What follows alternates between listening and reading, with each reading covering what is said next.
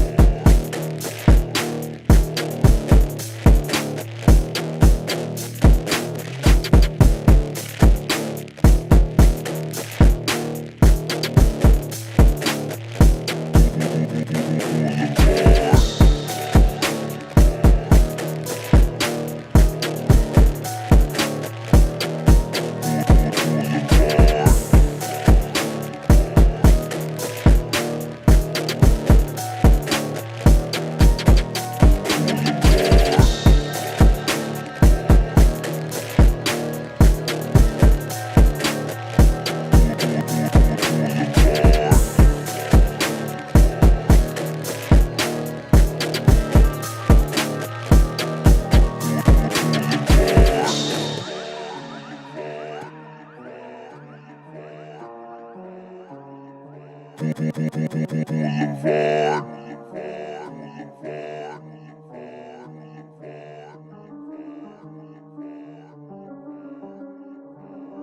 Oh, so Christ, may you burn in hell forever, forever, forever, forever, forever. Boulevard.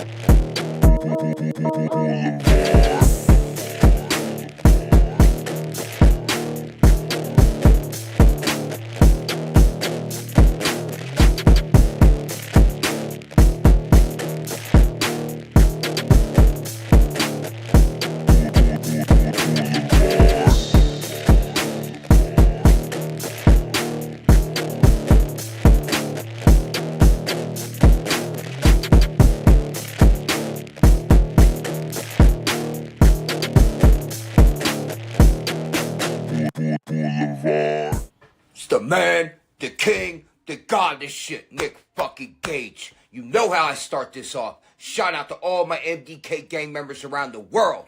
And I want to let everybody know, Blvd Bullies vs. the World is a podcast every Tuesday, 7 p.m. live on YouTube with my motherfucking boy, Larry the Legend. And what the Blvd Bullies are doing, they're trying to ignite a revolution within the fans to unite and make the crowds electric again. So check out the Blvd Bullies vs. the World, 7 p.m. live Tuesdays with Larry the fucking Legend. MDK all fucking day. Oh, so Christ, may you burn in hell forever, forever, forever, forever, forever.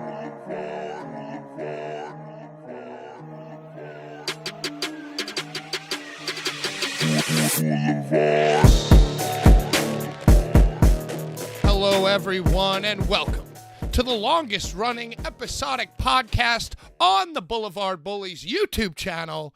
Welcome to Blvd Bullies versus the World. I am your host, PK, with those Blvd Bullies, and it's a new era, y'all. We survived. We survived the final show of the Blvd Bullies. We survived the final show of Eat the Turnbuckle. So now we are back. Day one. Kumbaya. Tranquilo. This is going to be a very calm, thoughtful show. But fire up that barbecue, because there is a long list of people about to get charbroiled from Mania weekend. But before we do that, let me introduce the lads, the family, the crew, tighter than ever. Tighter than ever. All we need to do is go out, do a little assemble! News team assemble. I was sending y'all conch emotes all weekend.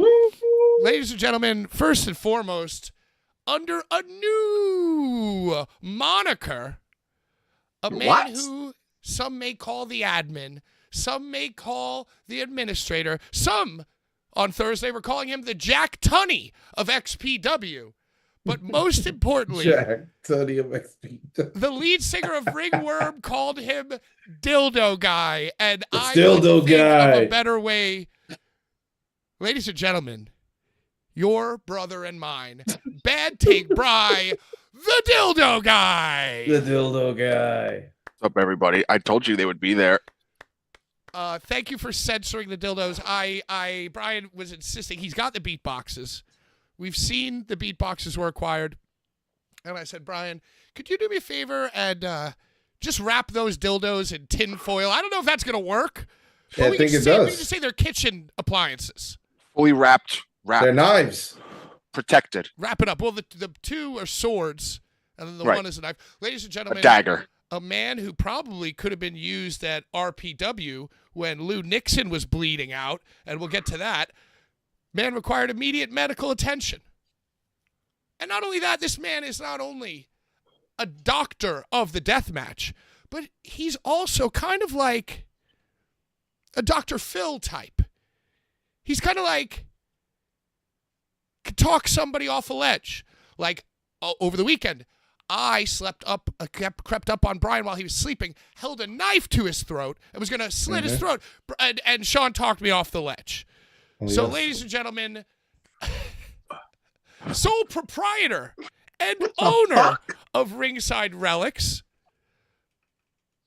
the deathmatch doctor, Ringside Sean, y'all. What is going on? Happy Tuesday. Happy New Year, if you will. Shout out to the three of you. Let's get this shit rolling. And Larry, as I get to your introduction, I just want to say that not only have you not lost a step in the time that I've known you, but you're full on possessed by Satan himself. Yep. On another level. Former boat owner and goddamn so right, the captain of the ship. Howdy. Digging down deep. Even when you thought he couldn't dig deeper, Larry goes another few inches. Because he is the long dong. He is CZW Hall of Famer, and oh my God. That's right. That's why I look. Shoot him up. My wrestling father. And I am a proud son. Ladies and gentlemen, Larry the Legend.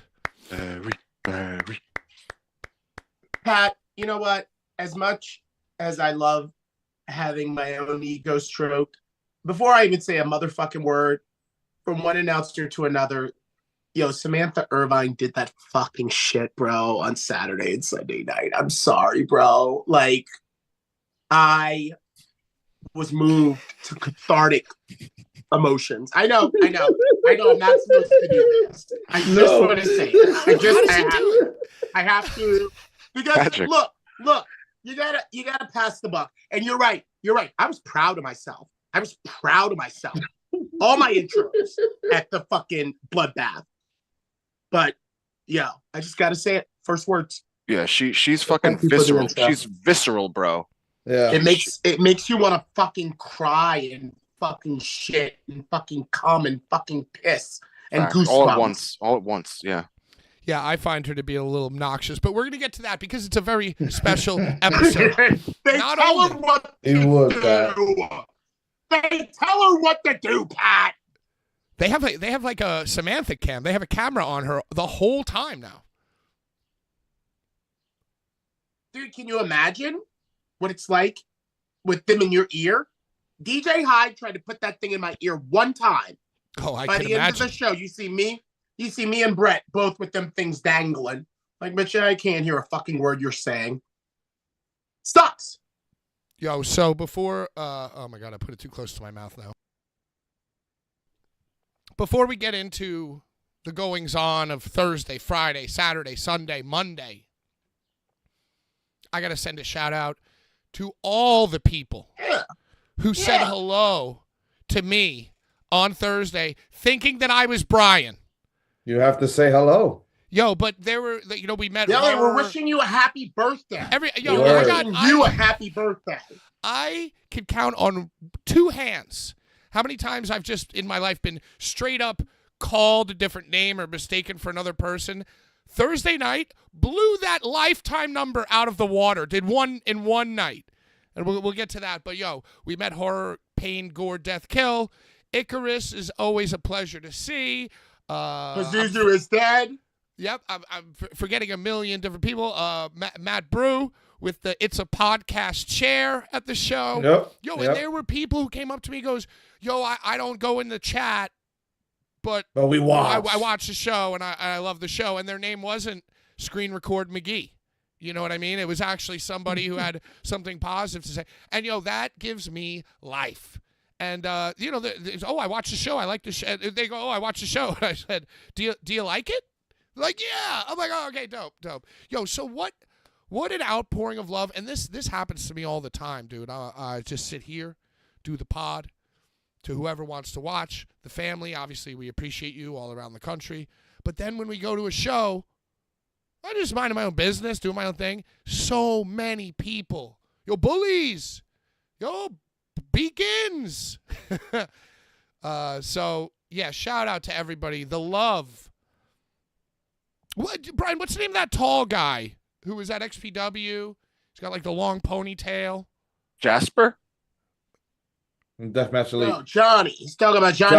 Johnny. Oh, Phillips. Johnny Phillips, the braid. He has the braid, the long fucking redneck braid. Yeah, we like Johnny Phillips. Yo, he He's a loves great guy. us. He has a lot Loves of beef. us. He has a lot of beef with Joey Janela Why is that? because Johnny Phillips says some offensive things. I'm a fan of people that say offensive things. No, you don't say. Johnny Phillips is a person that also partakes in such activity, and Joey Janela sometimes gets offended. Yeah. The N-word? Not the N word. Hmm. Well, maybe he's Simmer down, from the Larry. South. He's from the South, so not in my presence yet. So, yo, Shout out Johnny Phillips. and I also You want to you say. mentioning Joey's name right now is the first time I heard it mentioned all weekend. Yeah, same here. But anyway, before we get started on 4-4, I mean, which was an amazing show that was over the course of months put together completely surrounding Brian's birthday. Yep. as the central theme. And then with Eat the Turnbuckle deciding graciously to play your birthday party, Brian. Put it down. Put it down. Put it down, Brian. Or put tinfoil on it. That's the thing. We're just going to put tinfoil on things. Tinfoil. Right. So, yeah, I mean, going up to the show, we were touch and go up until the Tuesday before Brian's birthday. We didn't know what was going on. And the more that you guys said to me, relax, it's all going to work out. I have like Cass PTSD. Like, I rode 10 hours to the gathering of the Juggalos with Cass. And he lied to me about having a pass for me. And then when we got to the window, I was freaking out. He goes, oh, it's all going to work out. It's all going to work out. And it did. Did it work out? Right. It always does. Nothing makes me more upset than when it actually does all work out. But I got to say, it all worked out. It is. And and then it was like, okay, hey, we finally got the info. 5 p.m. call time, 5:30 pod. You guys saunter in half an hour late. Shut the fuck And up, I was bro. like, The oh my traffic God. in I was Philly like, was Oh, fucked. come on. Oh, I was Come like, give on. us oh a my God. I goddamn was like, yo, phone. this is a disaster. And what'd you guys tell me? You're like, yo, It's all gonna work out. it's all going to work out. And it did. And it really, really did, much to my chagrin. So I just want to say that I can't promise that I won't react to that phrase in the exact same way next time, but I will try. I will try to have a little bit more faith in the future because I got to tell you, yo, it really is a new era. Brian, Sean, Larry, all fucking crushed it on Thursday. Crushed it. And I was just so twisted up and stressed out about it working out or not working out that I was fucking useless. And this time not because of drugs, but because I was burnt out on stress. And I tried, and I think I put some good shit on tape. But yo, y'all crushed it, and I can't wait for everybody in the chat to see the footage. It's a new era. It's really the first guerrilla walk and talk video without me. Which is probably best for business. So, yo, shout out to you guys for being incredible. Absolutely fucking incredible. I'm going to throw this out there. I think that we might need your pessimism to balance it out. Because if the next time we do something and you're just optimistic, then the whole thing is just going to go to shit. If you hear me say to you, it's all going to work out, we're in deep trouble. We're in deep shit. Very, very deep shit. Right. But now everybody thinks I'm Brian, so I'm like disappearing Marty McFly in the photograph. I don't even know if I have an identity anymore. Yo, disappearing Marty McFly in the photograph. Yo, and it was so funny. At the very, very, very end of the night, I was walking a tired and cranky Larry to the car, and a fan stopped him for a photo. And Larry, he brings it right back up. He goes, "Oh, sure, come right over here, let's do it." And then Pat, you want to grab this? No, the kid goes, "Get in here, kids." Oh my God! Yeah, This is the final nail in my fucking identity coffin, dude. That's it. All night long. Get in here, Gins. We're handsome men, and we're easily distinguishable with our beards and white skin. We look the same, basically. Pat, with you our officially hats entered, and sunglasses. It's like we're twins. Officially entered the Harley race manager role era. You're still there. You're still there. You're still holding weight. You're not the staff. I know. I don't have anything to prove. I don't have anything to prove. Yeah, I was chatting up some girl in a SmackDown t-shirt. Can you imagine talking to a girl in a SmackDown t-shirt and Eat the Turnbuckle? Pre-fist? Is it pre-fist? Yo, but it was post-fist. Definitely post-fist, yeah. Okay. But you know what? She wasn't in my own defense, she wasn't the lamest one there because there was somebody on Thursday walking around with a Money in the Bank replica briefcase. Bro, it's pretty awesome. He left shortly after. I think he peeped that it wasn't a wrestling event and he just walked right out. It was a wrestling event. It wasn't his wrestling event. Oh. It definitely was a wrestling event. Wasn't his wrestling event. I guess, where do we begin? Well, first of all, I got to have a beautiful romantic slice of pizza, Larry, with you and Ron Neme. who is a delight, and I always smile whenever I see him. He's a nice guy. Pizza left a little bit of something to be desired, but it was nice to see you. It's always nice to be with you. And then we walk in, Larry, and Schlack, he's got the glasses on. Schlack has got the glasses on, a pencil behind his ear. You know, Studious Schlack. Yeah, and he had like a syllabus printed out. He had a whole. He kept calling it. He kept calling it a syllabus. It is a syllabus. With the most No, hardcore it is font. not. A syllabus is not. A A syllabus is barbed something wire at the beginning. times New A Roman. syllabus is what you get at the beginning of class to outline the lectures that you will take in the lessons that will lead up to the quiz or test. Is the syllabus not just an outline of something that's happening? A syllabus Specifically is a list. what I just said, It's leading up to a quiz or test and things that you will be graded on to pass the course. But that's what a Nobody show will is. be I think It's that's graded all on rated. use. I think that's Brian. one use It's not of a the syllabus. word. If anything, it's a run sheet. It's Run it was sheet. It's a run sheet. So the best part. Not a fucking syllabus. I didn't call it that. Schlack did. Schlack called it. syllabus. I So- was just saying Yes, that he kept calling it a syllabus, and I wasn't going to be like, bro, it's not a syllabus, but I get what you you mean. should have. You correct me. You Syllabus. should have corrected Schlack. Yeah, Well, you were trying to come for me like I'm it's a not syllabus, coming. not I'm just not an outline of a specific thing. I It was was a just scroll. It's It was a question. scroll. No one Merely was a taking a question. It's a fucking new course. era in Blvd Merely a Bullies. You're Hi, not everybody. Schlack. I I'm will not. fucking correct you right on this case. I was asking. And I don't was come for asking. me It to was a tell me that question. I don't know nomenclature because I know what the fuck I'm talking about. I think Larry has to go to jail, Patrick. It's early, but Hey, Larry you might know have to what? go to It's too jail. early. We're all in our Larry post- got it good. I'm just saying, guys. Like, Larry got to don't go to come for me jail. with words. I was The asking, only Larry. game I play is words with friends. I was asking. I know what a fucking syllabus is. I think Larry has to You go did to it at jail. school. Nobody was at a university. Yeah, but we learned in Schlack- the first grade. How would Schlack We know that? learned He in never high went to school. school. This is a fucking show. Okay. But I get what you're saying, Pat. Schlack kept calling it a syllabus. Yeah, that's the one sentence I just tried to get in. Yeah, I know. I get it. Continue. And the follow-up, Sean, as we pointed out, is that it's like, you know, imagine, so Schlack gets on the computer, and he's going to type up this syllabus. And you think, like, wow, this is already an insane... Yes. It's insane that he even has a computer, let alone that it's That's connected to syllabus, some kind of bro. printer that prints ink, right? And everything's connected proper, so he knows how to type up a syllabus and outline a syllabus in a Word document on the computer. But not only that, he couldn't just leave it at, like, Helvetica or Times New Roman. He changed the font to, like, a little bit edgier font. He had like Yeah. the punk rock Microsoft Word font, which I Yeah. thought was a great touch. Barbed wire New Roman. I walk up. Core to the you're building. new. I went. I went solo because Brian, you and Amanda went to the hotel. So I rolled solo to the building, and Schlack's standing on the steps, you know, in Booker Schlack mode, you know, fanning himself with the syllabus. And as I'm walking up, he goes to the lady. He's good. And so I go up and I was like, "Oh, thank you so much." And he just looks at me and goes, The "Don't ask me any person? fucking questions." He's like, "Don't ask me any fucking questions." I'm like, "Okay." I was like, "All right. I'm sure it'll all work out. I'm just going to go with the flow." And then, Larry, you arrived shortly after, and you got the rundown from Bookerman Schlack. Yeah, from the run sheet. From the On syllabus. the run sheet. Yeah.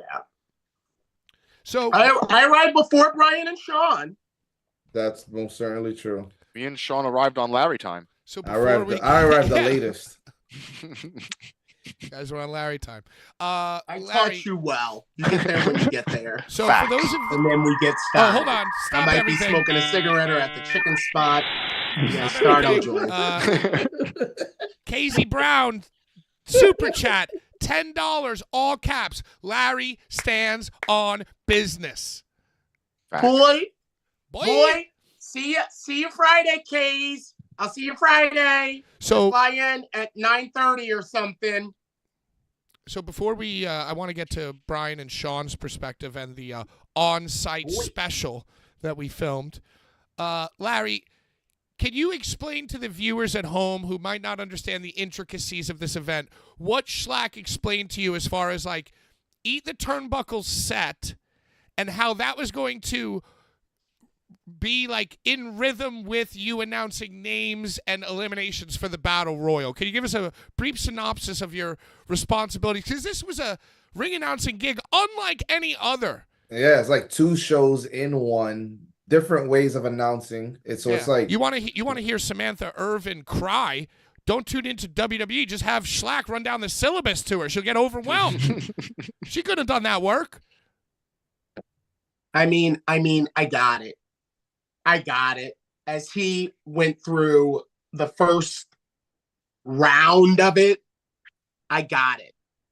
Do you guys remember at Tremont's Destiny, the battle royal that I participated in? Watch the ribs. Watch the ribs. How each like there were blocks of competitors. Right. It wasn't just like one guy out. There was like I was with the block of Blackout, which was Drew Blood, Ruckus, and Robbie Marino. That was my block. That's essentially what this was. But in addition to the announcer announcing each block, there would be like the music playing. So I would have to know basically when they were done to then say the names of the block that was then entering. that's pretty dope. That's Insane. all it was. As he was explaining it to me, it was very confusing. But what I'm saying Sheets to you and right sheets now of data. was that was all it was. And it was cool because each graphic that would show like Dr. Redacted, Rob Shit, and Akira, that would be the entrant block, you know. So it was cool. And I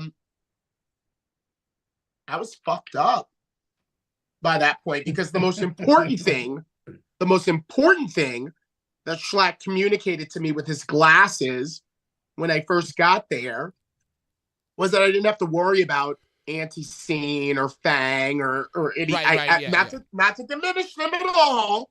Not to diminish them at all. He was like, they're just gonna go. Yeah. You're here for us. Just a regular show until Larry hits the stage.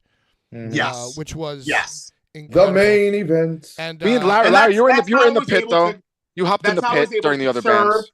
Conserve all that shit for every entrant and Ron. I kind of lost it for Judge Joe Dredd, but if anybody deserved it, it was him. You know, but I held it down. It was hard. Yeah, so basically it was like a show, and then Eat the Turnbuckle came on, and Eat the Turnbuckle was almost like a no-ring show, no-ring deathmatch, battle royal in the pit. Like, imagine like 5 pairs of wrestlers in every corner of the arena smashing and bleeding on each other, and then there was some shit on the band is bleeding too. The band is beating the shit out of each other too. If you haven't seen the doc or seen a live show of theirs, they basically do like, hit each other with tubes and do shit to each other on the stage during the show. El Schlacko, of course, being the lead guitar player, the Eddie Van Halen of the group. Whindly wow, whindly, whindly, whindly wow. Chub Rock. What instrument does Chub Rock play? The Abdullah Kobayashi studded one. What is that? Another guitar, or I don't know. I'm pretty sure he was another guitar player. Behind the storyteller's the lens. big scare. Dan O'Hare's in that band. He plays a guitar too. BASL, aka Icarus, says, we as a production team were told to do what you can and expect chaos, and we said, let's roll. We had no idea where they were coming in. We didn't even know when to put the graphics in. We just started sending them whenever. Glad it all worked out, though. It worked. Hell yeah, it did all work out. And then we had the very, very extremely fucking talented Vincent Dudes. Mr. Dudes, first name Vincent, filming and doing the thing, and he had 2 little furries, 2 little Furby microphones, and we got a little corner of the fucking merch area, and we basically just let her rip and not live potted, but potted right there on those benches, passing the mics, trying to hold the mics just on site. We had many guests come in. We had many guests go. It was very funny because never once have I thought when on this show, like when we're live, like, oh, that wasn't a good intro. Like, it's like I just don't have time to think. But I've been doing so many of these live shows. We used to do stuff like that in the past, mostly that. So, the red light went on, and I don't know. Flexed. Yeah. I kind of tensed. No, I tensed up because I was like, hello, everyone, and welcome to the thing, blah, blah, blah, blah, blah. And I've never once, like, botched the intro live. Live, I'll just, like, think while I'm doing it.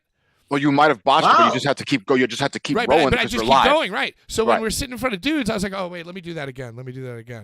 We did a couple. We did a Yeah, we couple. did a couple. I wasn't there. It was funny. It was I'm funny. glad I wasn't You there. probably would have yelled I'm at glad me in I a wasn't there for that motivational part. way that would have gotten my act right to Gator. I think Ron and I were going for White Claws. There were no White Claws, and the bar was charging a bunch. So me and Ron were like, we're determined to find some White Claws, and we left. But so Brought us anyway, beverages.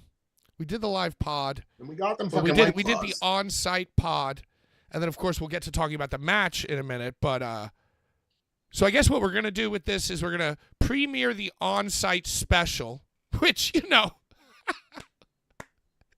probably my favorite title of any pod that we've done, the on-site special, because that's what we were doing. We were literally on site. It's on site. So you could watch that. At some point, I guess we'll schedule a premiere, and the four of us will try to be in the chat, like talking, or maybe we'll do like a watch along or something. We're gonna do something like that, but that's moments away from being released, probably at some point over the next week. Sean, why don't you tell us a little bit about how it went? How do you think it went, and what the fans have to look forward to with this on-site production? I think it's the closest that you can get to the action without being there. I think it's hard hitting. I think you're gonna feel the blood on your face, very much how like Freddy in 3D was back in the 80s. I think it's going to be a hell of a ride, and most certainly it's going to be on site. Yeah, I think it recaptures all of the magic of Bullies in the past and has new twists and turns. It's very Siskel and Ebert approved, if you'd ask me. Very Siskel and Ebert approved. I guess so. I'm so sorry. Why, Larry? Why? For yelling at Brian about the syllabus? Because Sean. Why? Jason in 3D was in the 80s, and Freddy in 3D was in the 90s. So you know what I mean. You know what I mean. Which was the one with it was red glasses. You remember there was red glasses that they gave you? It had to be Freddy's. It was like then. Freddy's Dead. It was Freddy's Dead. There you go. Freddy's Dead was in 3D. That was great. Icarus says Necro walking around with a blood clot hanging off his face was the most badass shit I ever did. That's what it was. It was. I thought it was hair. Me and Ron like were trying to think of the word. That viscous. I thought it was his hair. Fucking viscous. Yo, it was a blood clot. Not only did he pick up the one garbage can in the venue that they probably didn't want him to pick up, you know, he picked up like imagine like a fucking Parks Department barrel. So like around this venue are like plastic venue garbage cans. And there's one like big barrel, and of course Necro picks up the one that looks like fucking King Kong. Yo, and there was a fan. You guys saw this clip today where the fan was having a great time, like trying to push Mosh. About to say was Necro? Yeah, the Necro. Yes, bro. Yo. You want to know something? You want to know something? Well, explain what the clip is first before we talk about it, Larry. I just want to say something to y'all. I just want to say something to y'all. Let me end the stream. Yo, when Necro starts to hit that guy, it's the same way it looked when Tremont started hitting Akira. Yes. Like the first shots. Dude, the first shots. Like, can I show the fans? I want to point out. That's all I want to point out to anybody who wants to talk about work, shoot, or what it was. When Necro got that guy together to let him know, don't fuck with me, it was the same type of, I'm going to grab you and real close and real hard. Like, you know, I'm not fucking Larry, hockey fight. Would you say it was the same as Kit Osborne, the way Kit Osborne punched me? It was when I made him angry. No. Kit. All right, look at this. So this Kit was. It was more bitch all right, slaps. Forget about the video, Sean. Punches. Brian, can you explain to the viewers the Necro Butcher clip we're talking about here? And Necro Butcher was the first person introduced, the first entrant into the Battle Royal. He Ric Flaired the fucking right. He entered first and also was he the set a succeeder. record for the most time in the right. But he enters and then instantly climbs the barricade and goes into the middle of the mosh pit. Yep. And there's this one asshole that thinks he's fucking funny Because literally could be Brian. This person could be Brian. I would never do that to Necro Butcher. Dude. I thought it was Necro that Butcher is somebody you don't fuck around and find out with, if you know what I'm saying. So, but he fucked around and he found out. He started pushing Necro Butcher because he's in the mosh pit, and then Necro Butcher. Dude, he was pulling Necro's hair, bro. Yeah, he was like he crazy. wanted the contact. We were standing right next to him, bro. He was moshing. He was moshing Necro. Nah, bro. Did you see the guy who put Necro in the headlock? Nobody saw that. No. Yeah, Necro John got Richter put in a says that was right in freaking front of me. headlock. That was right in In a front of me. It's headlock. hilarious. I thought it was really funny. They fucked around and they found out. What's the troll ref's name? Yo, I will say that the thing that drew me to 2004 Necro and got me to choose death was his really not give a fuck attitude. And to this day, he encompasses that very same vibe with him throwing the ham sandwiches at that fan's face between the barrel. He always finds the thing at the venue that they don't want you to fuck with.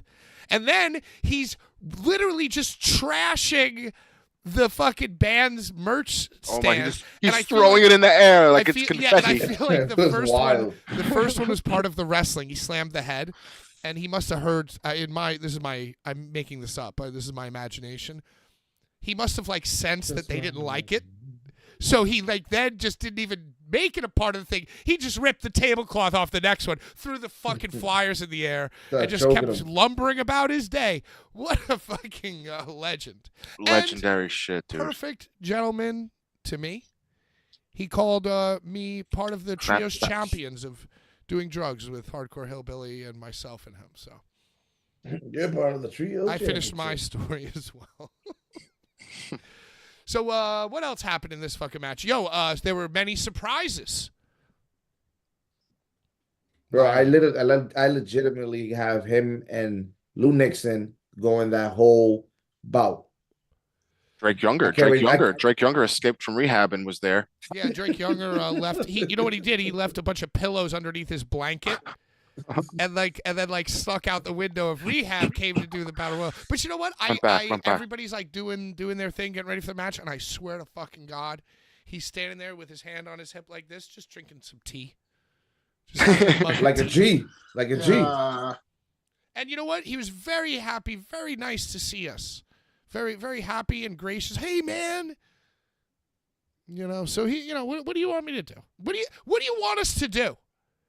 These guys are very nice. I once again don't mean to correct, but I think it was coffee. I think he had us brewing fresh coffee all night long. Oh, I see. I thought I had a tea bag. I thought I saw a tea bag. Well, maybe it was tea. Maybe he was doing both. Maybe he was coming down and going up, coming down, going up, coming down, going up, coming down, going up. Please keep that kitchen utensil off of the screen, please. It's a sword.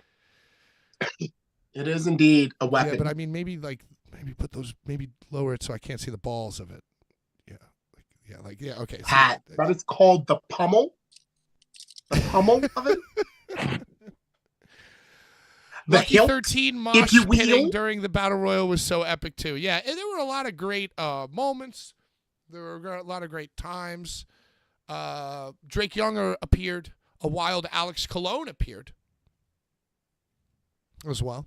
What? Wait, what? What was Alex in the fight? No. He was. I didn't think so. I'm like, wait a minute. I thought I saw somebody in a basketball jersey. You did, Joel Bateman. Oh, I confused. They look very. They look right. very. You were right. I confused Joel Bateman for out here. Right. Oh my God! How embarrassing! It's true. How embarrassing! I can't believe that I made that mistake and slipped up like that. I think the other surprise might have been one. I was like, was I that fucked up? Was Alex in it? No, you didn't fuck up, Larry. No, I. But Mickey Knuckles entered into the Battle Royal. She entered. She wasn't announced. Mickey Knuckles and Drake Younger entered, and I think those were the surprises. Oh shoot! You know, yeah, I messed up. I messed up that one. In it. Who else? Terex was in it. Terex, right? Terex, fucking dude, he bleeds. And Brad Cash. Cash. I think Brad Cash fought Remington Roar. They sword fought. They took this. I gave it to them. They used it. What's up? Oh, the sword, the Alrighty. toy sword. Sword. There's the other one that's just laying there. But now I pointed it out to you. Now you know it's there. Yeah, just some kitchen Yo, utensils. was that Brian Otis in bought. it? Was Otis? Yeah. I don't- Yeah, he was. Yeah. Otis Koger was in it. Shane Mercer. Shane Shane Mercer. Mercer. Who, it was very funny. We were at the bar and somebody suggested that we all take a family photo. And Yeah, then Shane wild. Mercer tried to, I guess just to be funny, the girl that he was with, he was like, get in. Like, he didn't even get in. He was just encouraging the girl. He was encouraging her to get in. He's like, get in, get in. Aw. And then I guess Sean notices, it's like, hey, that's Shane Mercer. Shane Mercer, get in here, friend of the Bullies. And she goes, True, come on. it's She true. goes, come on. You know you want Shane Mercer in your picture. We were like, we know him already. Yeah. Hey, come on, get in here. So that was cool. Yeah, and Schlack, you know what? I gave him a heartfelt thank you at the end of the show for Yeah, all you that he did. did for us, and he told me, shut the fuck up. Yep, legitimately. Shut the fuck up. Yep. Dude. So I just want to say that I wish something like that happened more often, because the combination of a heavy band playing while there's that shit happening is the coolest thing that I've personally ever experienced. I mean, it was pretty good. And you know, imagine the first time you watched a no ring, you know? Hmm. Right, it's always and there's a band certain and then energy to the no ring. So imagine you're just at a show, never seen a no ring, and you see that. Like a first timer seeing that, it's probably like fucking mind blowing shit. Mind blowing. Yeah. You don't even know what to do. Mm-hmm. Yeah. It's probably a little Dude. scary.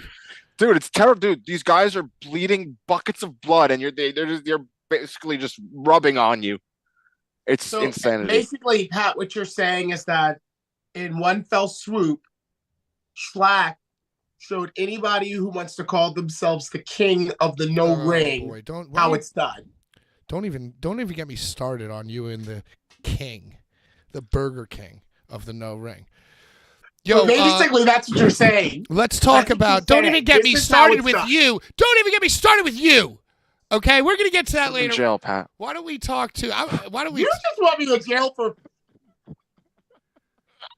I got a whole syllabus of things I'm going to read you, Larry. Brian, can you talk about the match, the Blvd Bullies match? First time ever, Low Life Louie versus Madman Pondo. By the way, before I throw it to you, Brian, gotta give it up to Larry. Because as Eat the Turnbuckle is playing their last song, and there's leaking cans of nitrous being sprayed all over the venue, and everything is getting broken. It's pandemonium. I'm in the back in my referee shirt thinking we're supposed to go on after this. But I saw people like scurrying. I saw people in polo shirts scurrying. So I thought, oh, there's no way. Up until the last moment, I didn't think it was going to happen. And Larry, who was screaming himself hoarse, was completely possessed by Satan during this entire battle royal. As soon as it ended, immediately transitioned and said, "We got one more thing for ya." Mm-hmm. And Well, I did that because we advertised it. well, and you know, because I thought in my mind, like, okay, Larry's going to need to cool down for 5. No, And Dude, then- Schlack- it's a muscle. It's a muscle. First of all, what makes me hoarse is commentating in addition to announcing. Okay, so I want everybody from MLJ to Samantha Irving to know that that's what makes me hoarse, not screaming. Okay, and I knew we had something advertised, and I knew it was Brian's birthday, so I wasn't gonna fucking dip out on y'all. And on top of that, you know I'm gonna give a legend like Madman Pondo, that old motherfucking heave ho, whether or not that little bag that Gins put in my hand is there at the Oh, boy. beginning, Oh, boy. middle, or end. Well, anyway, the fact that you transitioned it. Oh, I thought you were frozen. I was The fact that focused you on my transitioned it. You were the promoter, you and Gins. And Gins is the one who told me, who came back and shook his head like, Yeah, because Schlack came up to me and told me, "You're gonna do what you got to do it now." And then and we did what we did. Pat, you held me. You held me at bay. The best thing of all was me and Ron having to walk the trophy up to present to Necro, because that got me in place. That got me in place for our shit. And you want to know something that I'm just now realizing what made our shit so successful is that it was on the stage. It was on the stage where Eat the Turnbuckle had just played. A lot of the action was out there amongst them moshing. Now we're like all eyes on the stage. Remember how this started with Larry on the stage? This is the way it's going to end, with Larry on the stage. Yeah, and so for those of you at home, once again, we were locked in, we were ready to go, but it was touch and go. Like, we still need to kind of guerrilla finesse it. So, Larry, once again, the fact that you were positioned on live mic. You guys got me. I'm a pro. Don't go nowhere. I'm not going to leave my babies. But like I said, serendipitously, rather than me being all the way in the back or like in the dressing room doing blow or whatever, I just happened by chance to be right where I needed to be for us to kick that shit off. Well, and so, in fact, you did. And in fact, you introduced me in the same exact manner in which you introduced me for the barbecue bloodbath, which is the way you know I hate the most, which is to call me Pat. But whatever, it's fine. I had my gloves, I had my hat, I had my mouth shield, and I basically did what I always do, which is scream at the people to avoid these two extremely dangerous men. Did and you let drink? them know that it's for their own safety. You know, I did drink. Oh, well, of course. Well, when you referee, you need to always make sure there's a moment where you should be doing something, but you're just drinking a beer, and then you're surprised. Yeah. I mean, it's brilliant, bro. It's what makes you the best. You know, I almost ripped my good jeans. But hey, what can you do? So Brian, walk us through the story of this. Larry intros me and Larry. Yeah, how did it even happen, y'all? Are we pulling? I don't know if are we giving the story away before the match? Well, tell me what the fans saw. I get introduced as the ref. Larry's standing on the stage. We have Low Life Louie versus Madman Pondo about to happen. Take it from there, Brian. It was your birthday, after all. So you're telling me I'm giving away the story?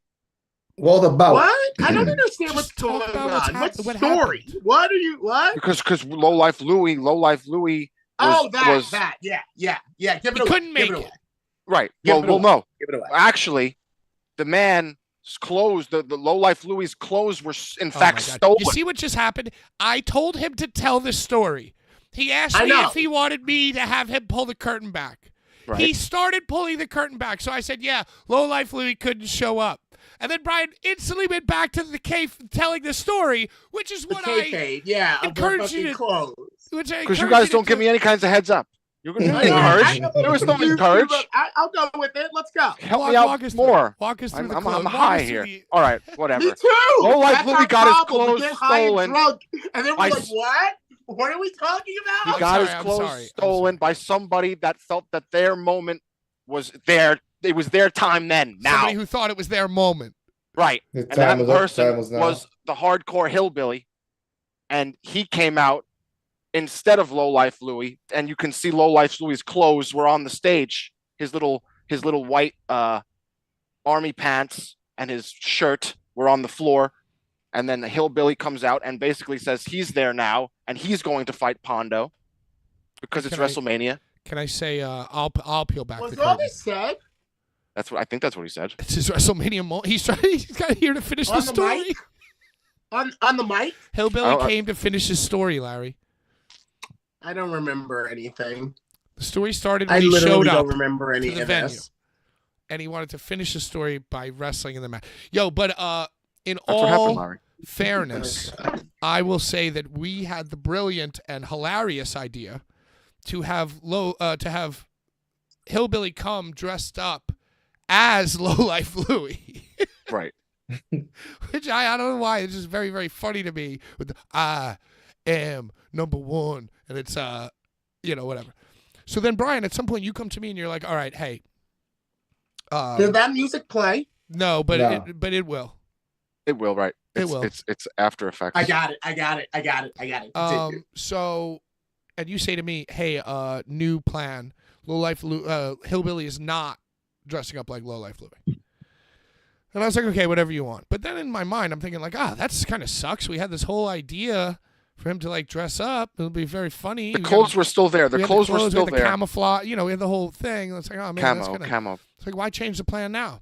But then when I said hi to Necro, it's kind of weird. He asked me. He goes like, he already knew the answer to this question, but he goes, "Oh, are you guys doing a production tonight?" And I was like, "Oh yeah, well we did a little like Gorilla Pod earlier. We did an on-site." He's Yoda. Sean, what's up? Are you doing like breaking news or something? Well, no. Well, I just found out exactly what happened to this guy, Lowlife Louie. Hillbilly left him bloody, beaten, and scarred in an alley in downtown Philly.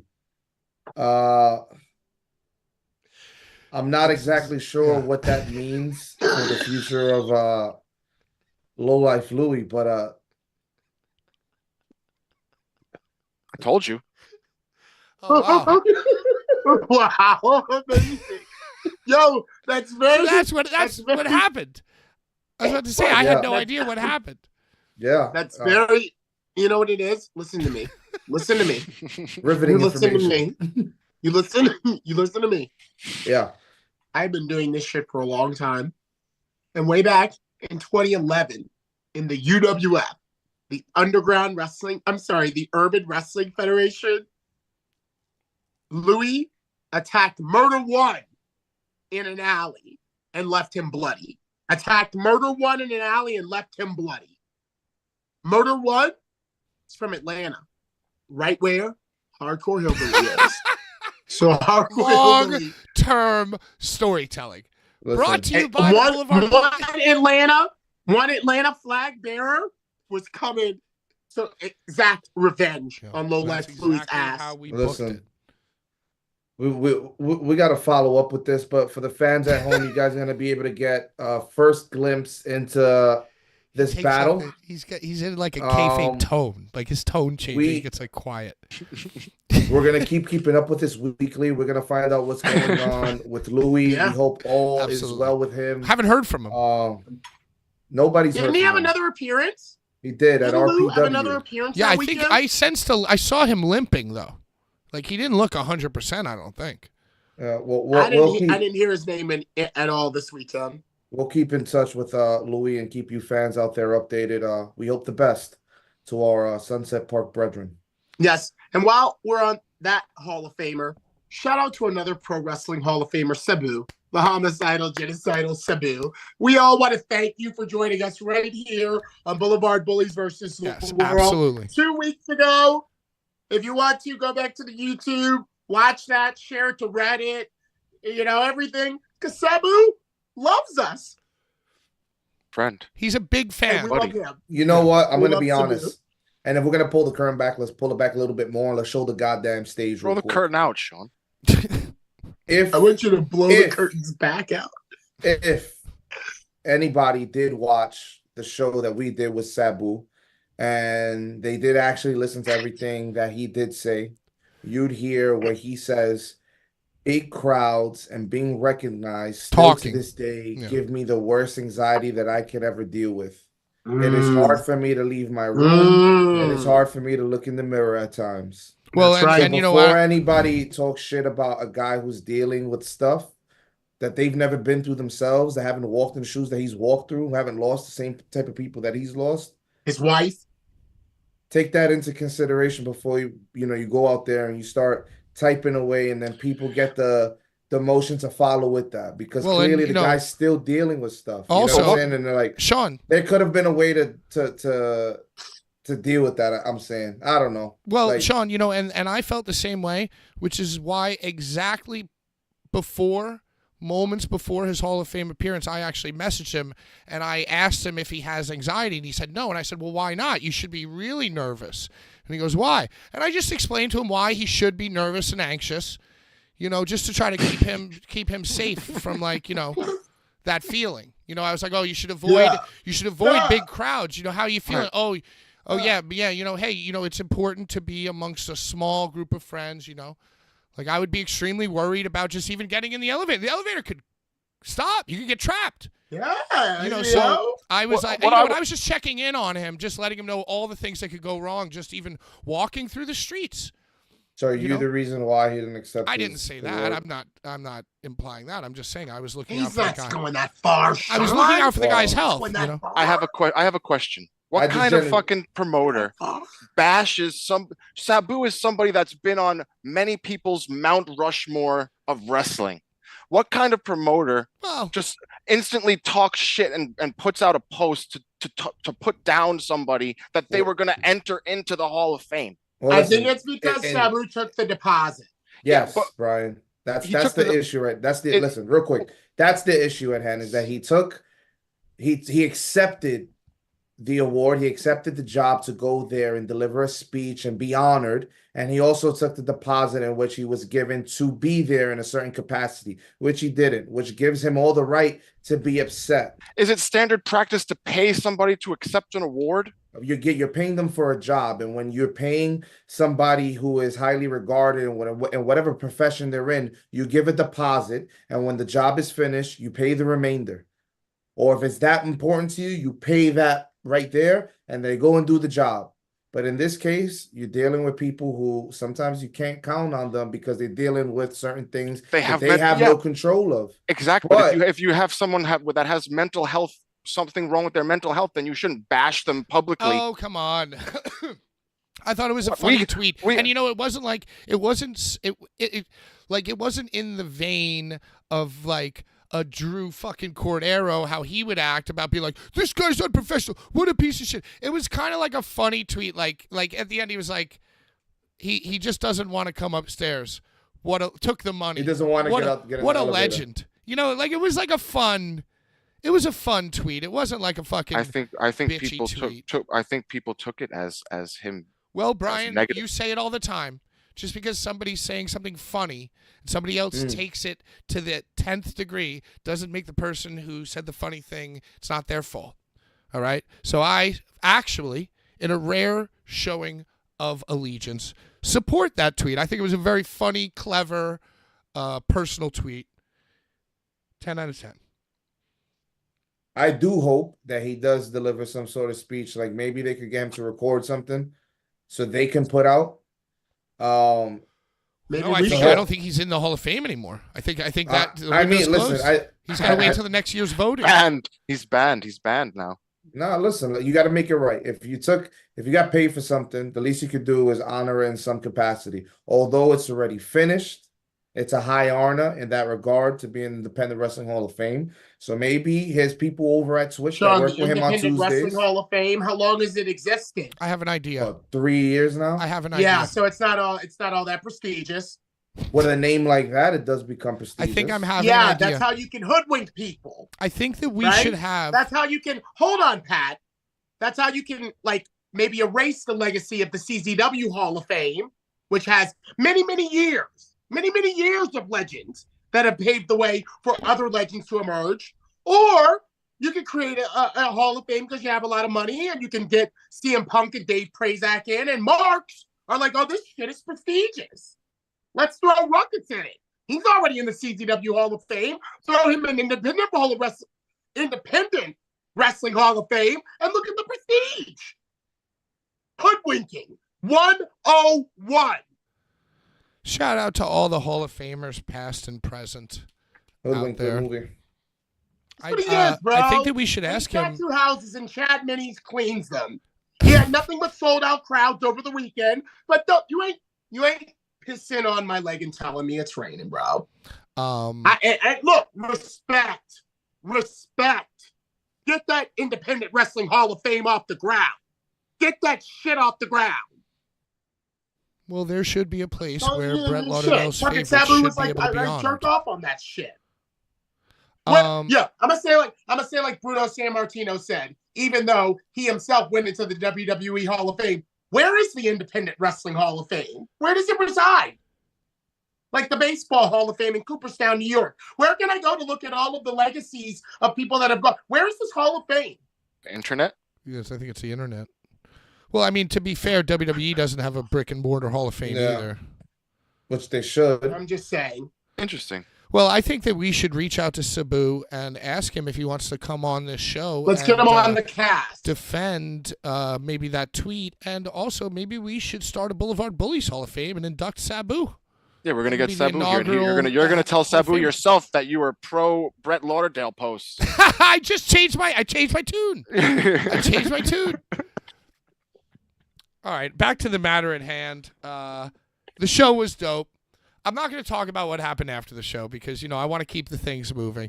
So Success. It was a success. The match and the podcast both went off on my birthday successfully. And that's all that matters. It all worked out. So then we all went back to our separate hotel rooms on Friday. I went back with you, Brian. On Thursday? On Thursday night. After the show. Thursday Right. night after the show, I went back with you.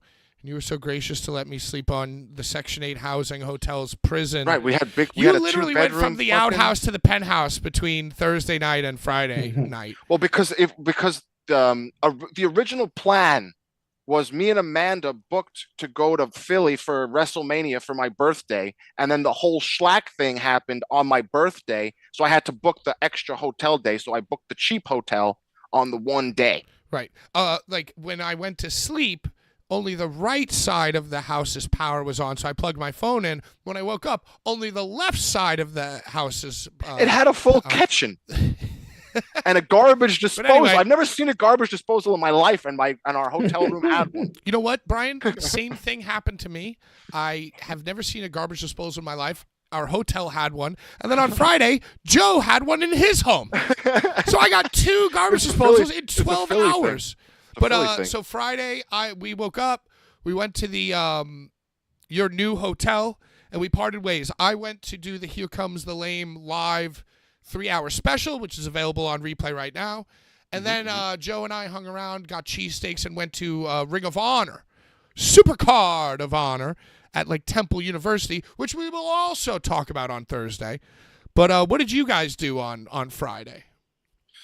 Friday, I was with Amanda and her friend Stacy. They dragged me Who to also mistook me for Brian, by Right. the way. we're twins. Stacy Paz. Stacy Paz, friends of Amanda, Friend of and the program. they dragged me to the New Fierce City event at the FDR skate park. Wow, what? Yeah, I was You was went there. skating? And I just let Larry off the hook, and you're Well- telling me that you went to the show that should I not was be there. named?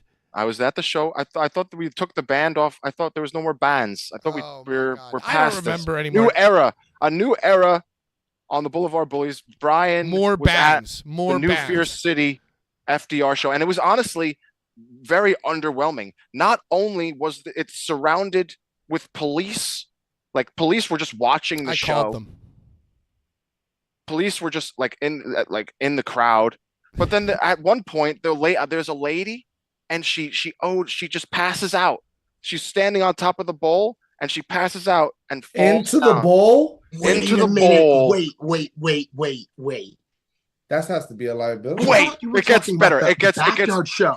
no. This is that the happened at the New Fierce City Circle the backyard 6. show. No, it's New Fierce City Circle 6. Police surrounding crowd.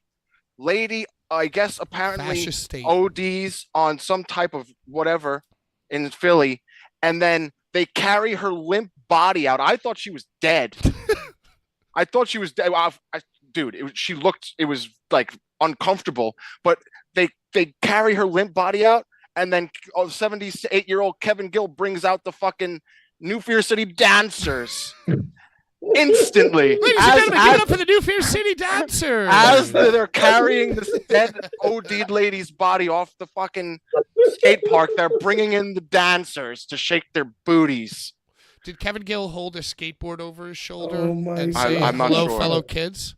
I'm not sure. He might have. Is the lady okay though? She I don't Okay, know, Brian. dude. I think Lindsay Snow was the only one who knew what was going on and had like Narcan and like fucking did like a Pulp Fiction and saved her life. No, dude, stop you it, know what? Brian. I swear to God. You saw this? There's a Yeah, it's photo on their of YouTube. Lindsay Snow has a photo saying that nobody knew what the fuck, and she knew that the lady was ODing, and she Narcaned her and saved her life. But Thank Naruto God goes for up her the being there. nostril, right?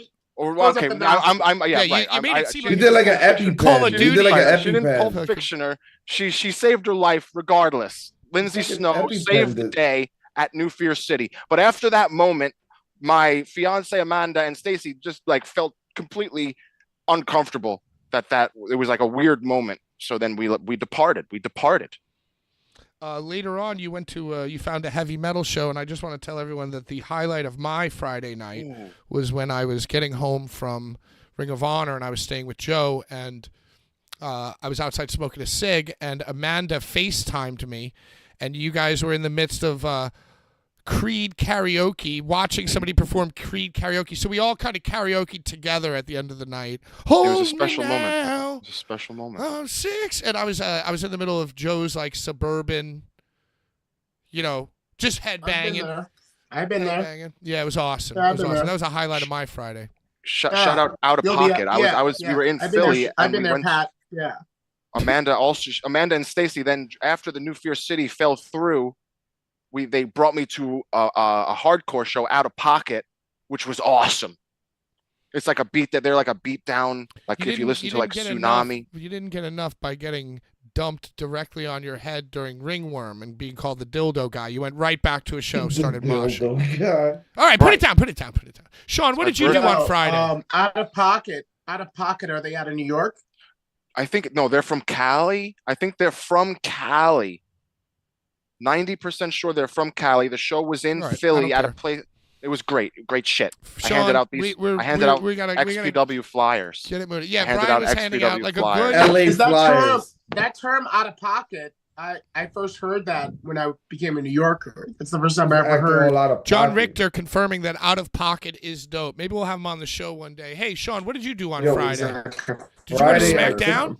No, I didn't do. I really didn't do much Friday. Friday, I took it easy. I was like burned Hey, out you from gotta the night relax your before. bones. Yeah, so I took it easy. I went to Dim Sum Go, All right. nice dim sum spot. Had some soup dumplings, and Then then I went to the WWE That's store. Dumplings? That's offensive. Dumplings. dumpling. Okay, I you went- guys are all being offensive. Stop it. Then I went to Pieces of the- shit. I can say Like South things Park. like You're just bad people and people. it's not It's okay. offensive. Sorry. Then I went to the WWE Superstore. It was pretty cool. Larry, Now, you the WWE Superstar, is that a And pop-up? it was a pop up, but like go figure. Like I went to the Superstore, I walked out with nothing. I saw the bootleg guy in the street, and I walked away with a bootleg. classic. Pretty sick. Flip it. bootleg, huh? The back is the best part. Yeah. Bootlegs go up in price, yeah. And Larry, you left Thursday night and blanket. I took got Ron this Nemi to blanket. the emergency room. And then stayed with him You for his wait. coma until RPW, or Wait, he why did he go to the emergency room? well, I mean, poisoning. he almost fell off a curb, and died. I saved his What? life. Pat is being silly. Well,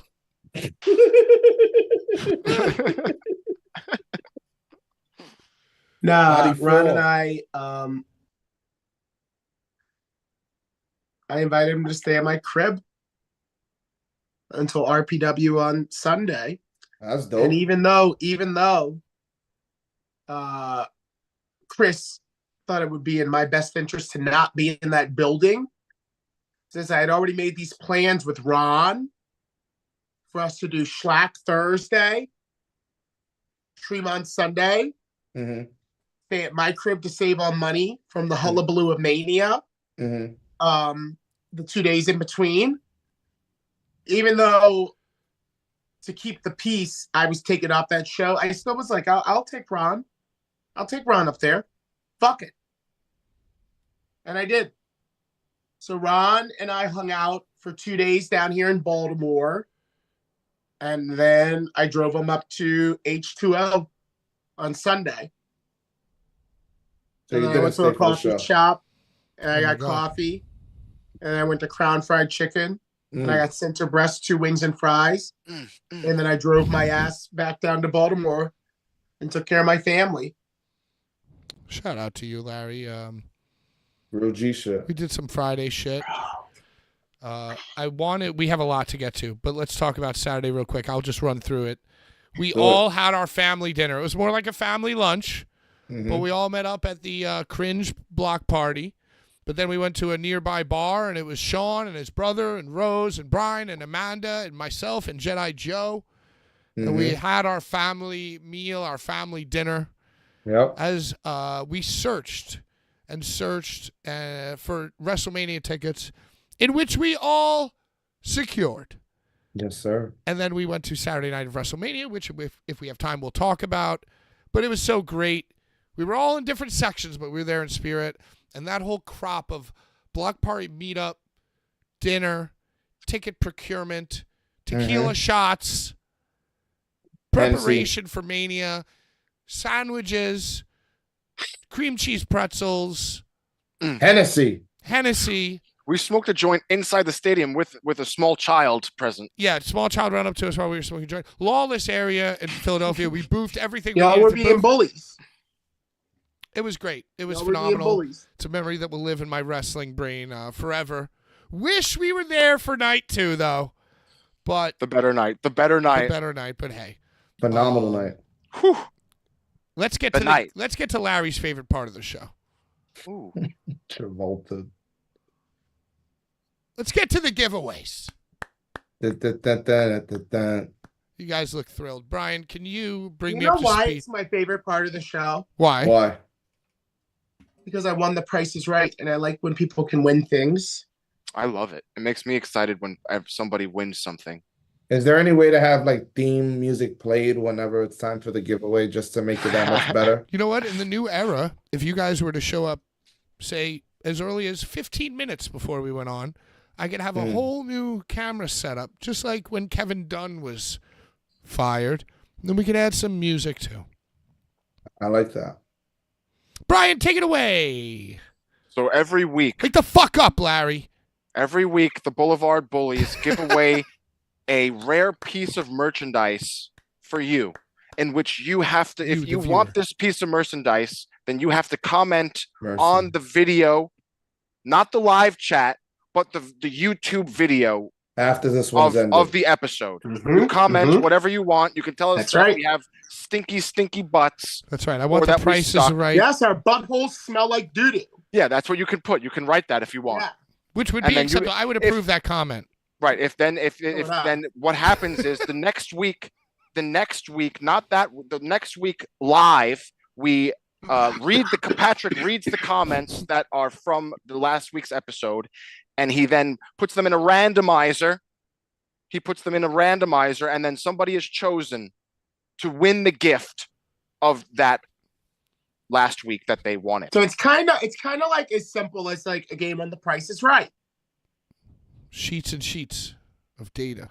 Look at your hair. Your hair looks dope, Larry. So, Brian, what was last? We're about to read. I'm trying to. The giveaway from the WrestleMania giveaway was a WrestleMania 20 Steven Richards trading card, about to suplex little Spike Dudley, and a Daniel DeMonto signed Battle of the Tough Guys, probably not used because there's no blood on it, but it says Battle of the Tough Guys.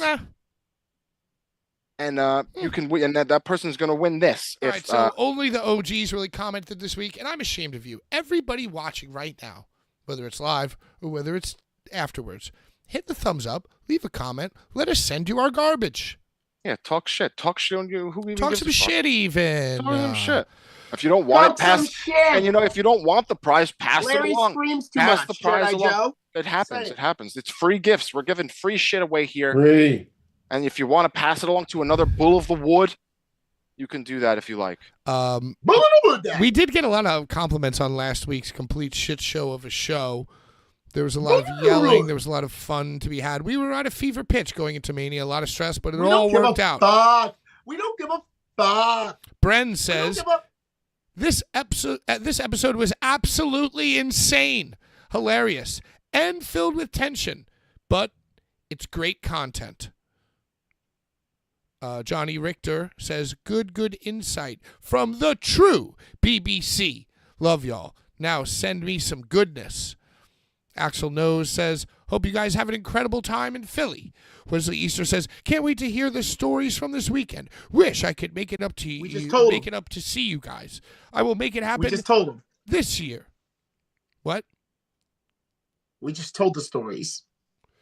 Yeah, there were a lot of stories to be told. Horror, pain, gore, death. Says, shout out to you. Thank you for introducing yourself to me over the weekend on Thursday. Beatbox Mania Week presents On Site. See y'all at the Eat the Turnbuckle show. Randomizer. And by the way, we will be bringing back the Newport box.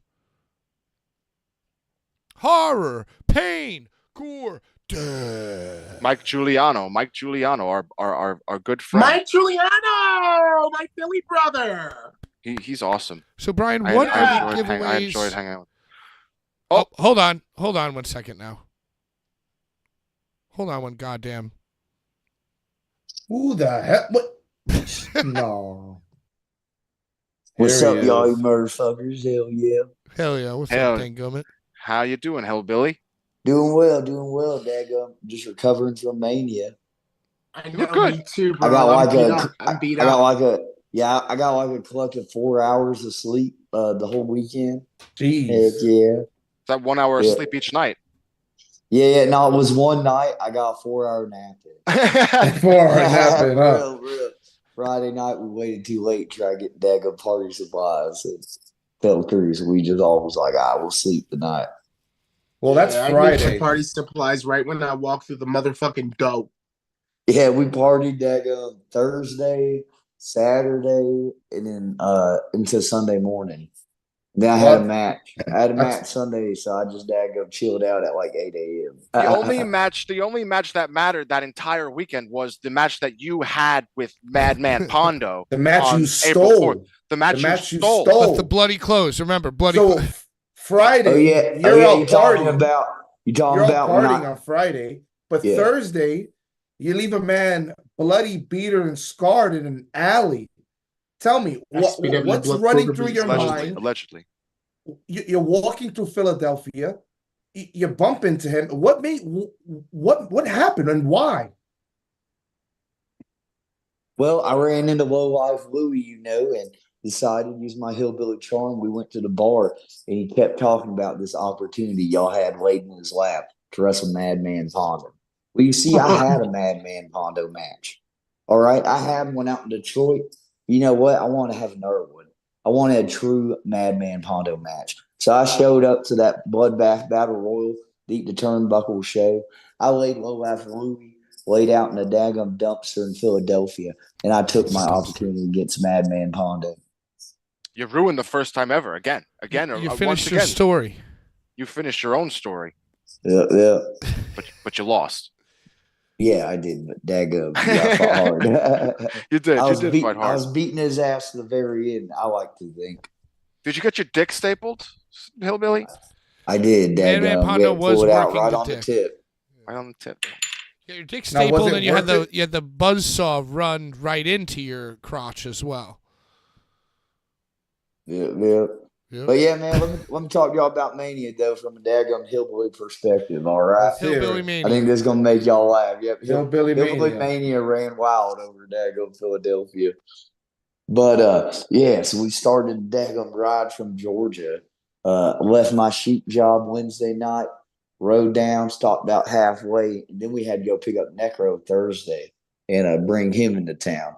And the whole time Thursday, Necro's like, "Oh yeah, man, I don't care who they got this thing on, whoop everybody's ass." By God, did he? Dude, he won. Oh yeah, he did. He did. From number Beat shit one. out of He's Shawn everybody. Michaels. From number one. Shawn Michaels did. Damn right. And no, but that was cool. Shout out, Necro. That was cool as fuck though, that Bloodbath Battle Royal. And I want to break kayfabe a little bit because it'll make y'all laugh. So like, I don't know if a lot of people know this. Madman Pondo is a straight edge. Hardcore hillbilly is very much not so.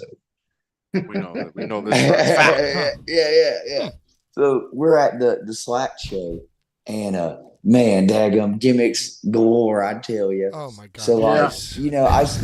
I still want to party and have a good time, and I've built this reputation for myself. So all the foreigners are coming up to me. We're daggum having a good time, and I'm just trying to act sober I hate this while I story. wrestle Madman Pondo. Oh my God. And This it went is not- successful. So it's a good story. It went successful. But apparently, though, all of my friends a couple of days later were like, "Man, Hillbilly, I can't believe you wrestled like that. You're fucked up. You Hillbilly, pulled you're I don't it think burying, this together." is not funny. you're burying, Yeah, you're burying, you're you're really burying You're yourself. bad, burying bad yourself, decisions. This is why this is why the punk rock reference Hey, has hey, exiled himself from hey, wrestling. it went good, Dadgum. We did Well, New Jack style, Dadgum. That was played. But it was fun, though. Dadgum. Me and Madman Pondo brawled all throughout that place.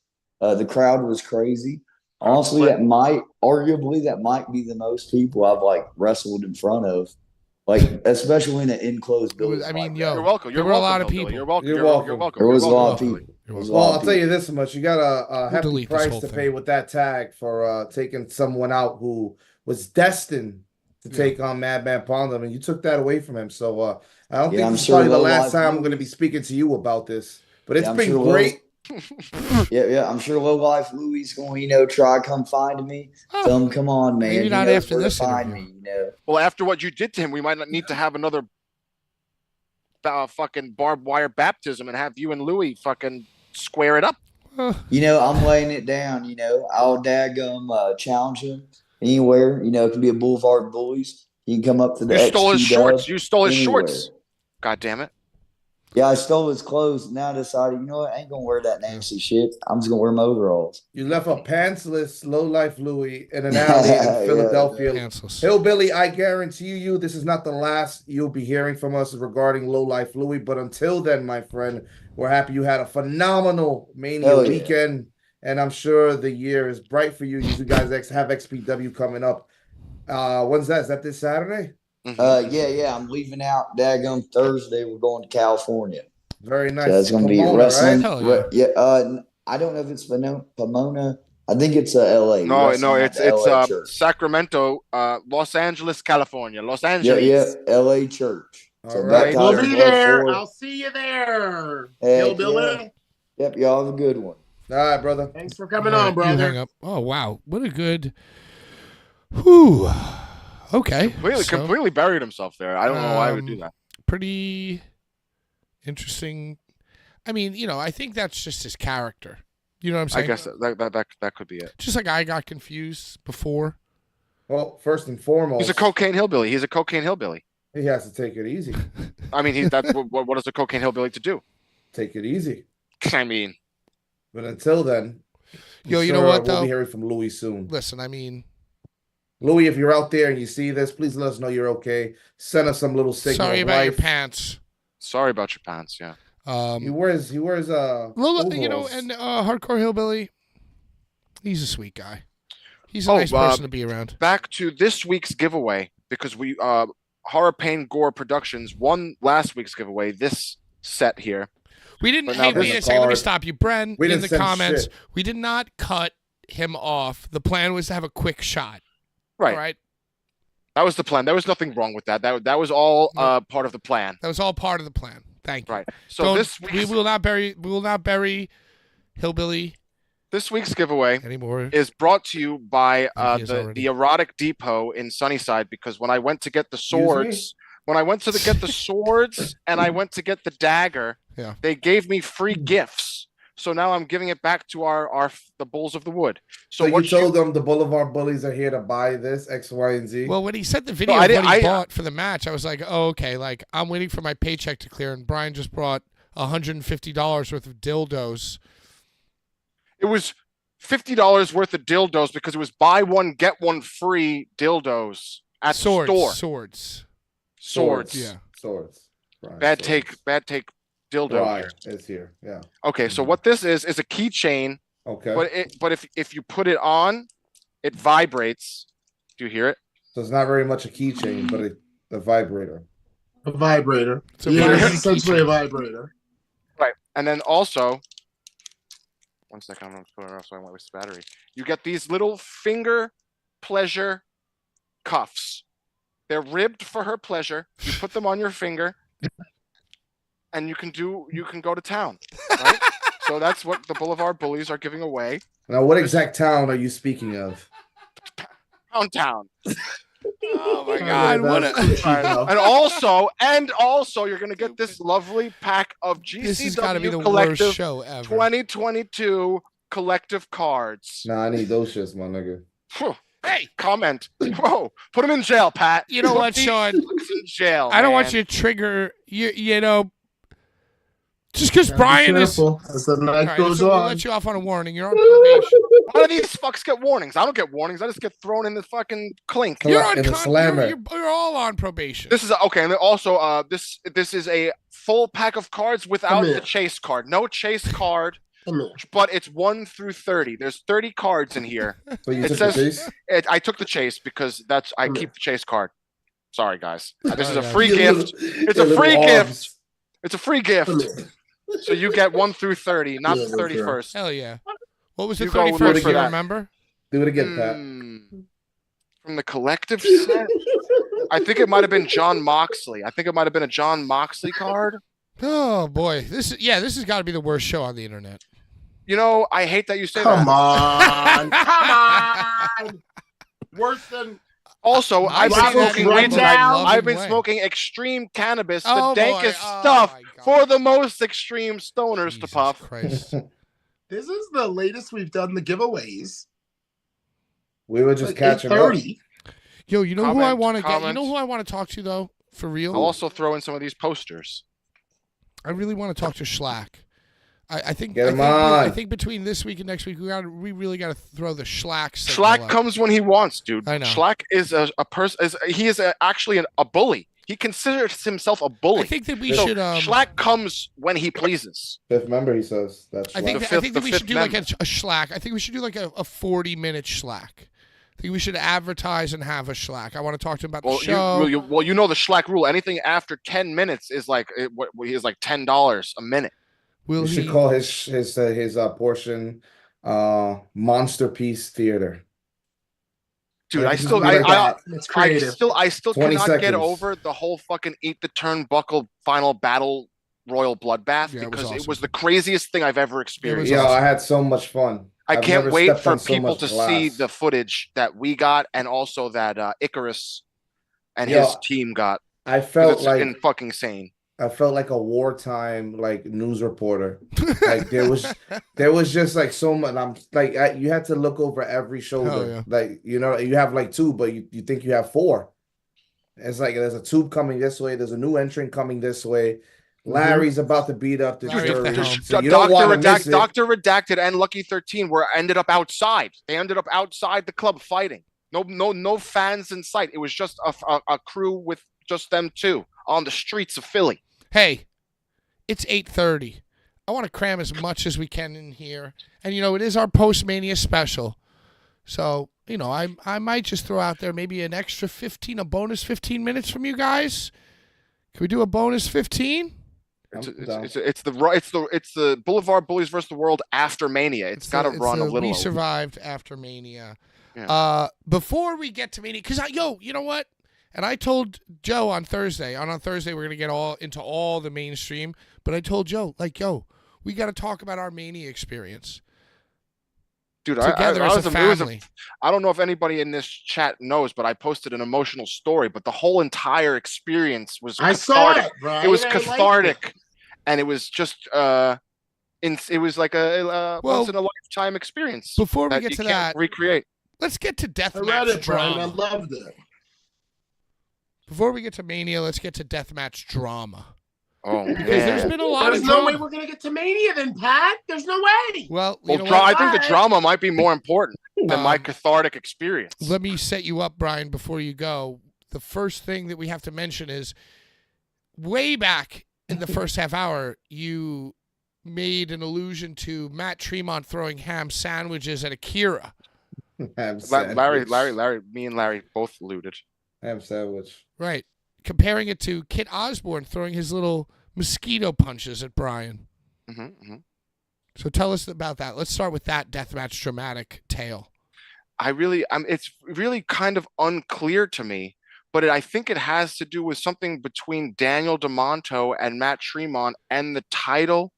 Wait, And so, there was so back when it the up. wife. There's something with the wife. There's something with Matt Tremont's wife. Back it up. Sean, could you explain the clip Or So- Larry, explain the clip. Let's wake Larry. Yeah, Larry, up. you explain Larry, the you've clip. been summoned. Let me sleep. You've Let been me you've been sleep, summoned. and Have he- you Larry got he tired guys from just yelling wanna at me at wake the me beginning up. of the episode. have you seen the clip? I saw it. And Explain it. Tremont is saying to him, "You get the fuck out of my house right now." In the ring, in a very big presentational voice, which to me sounds like Work. no microphone, but I want everyone to hear the words coming out of my mouth.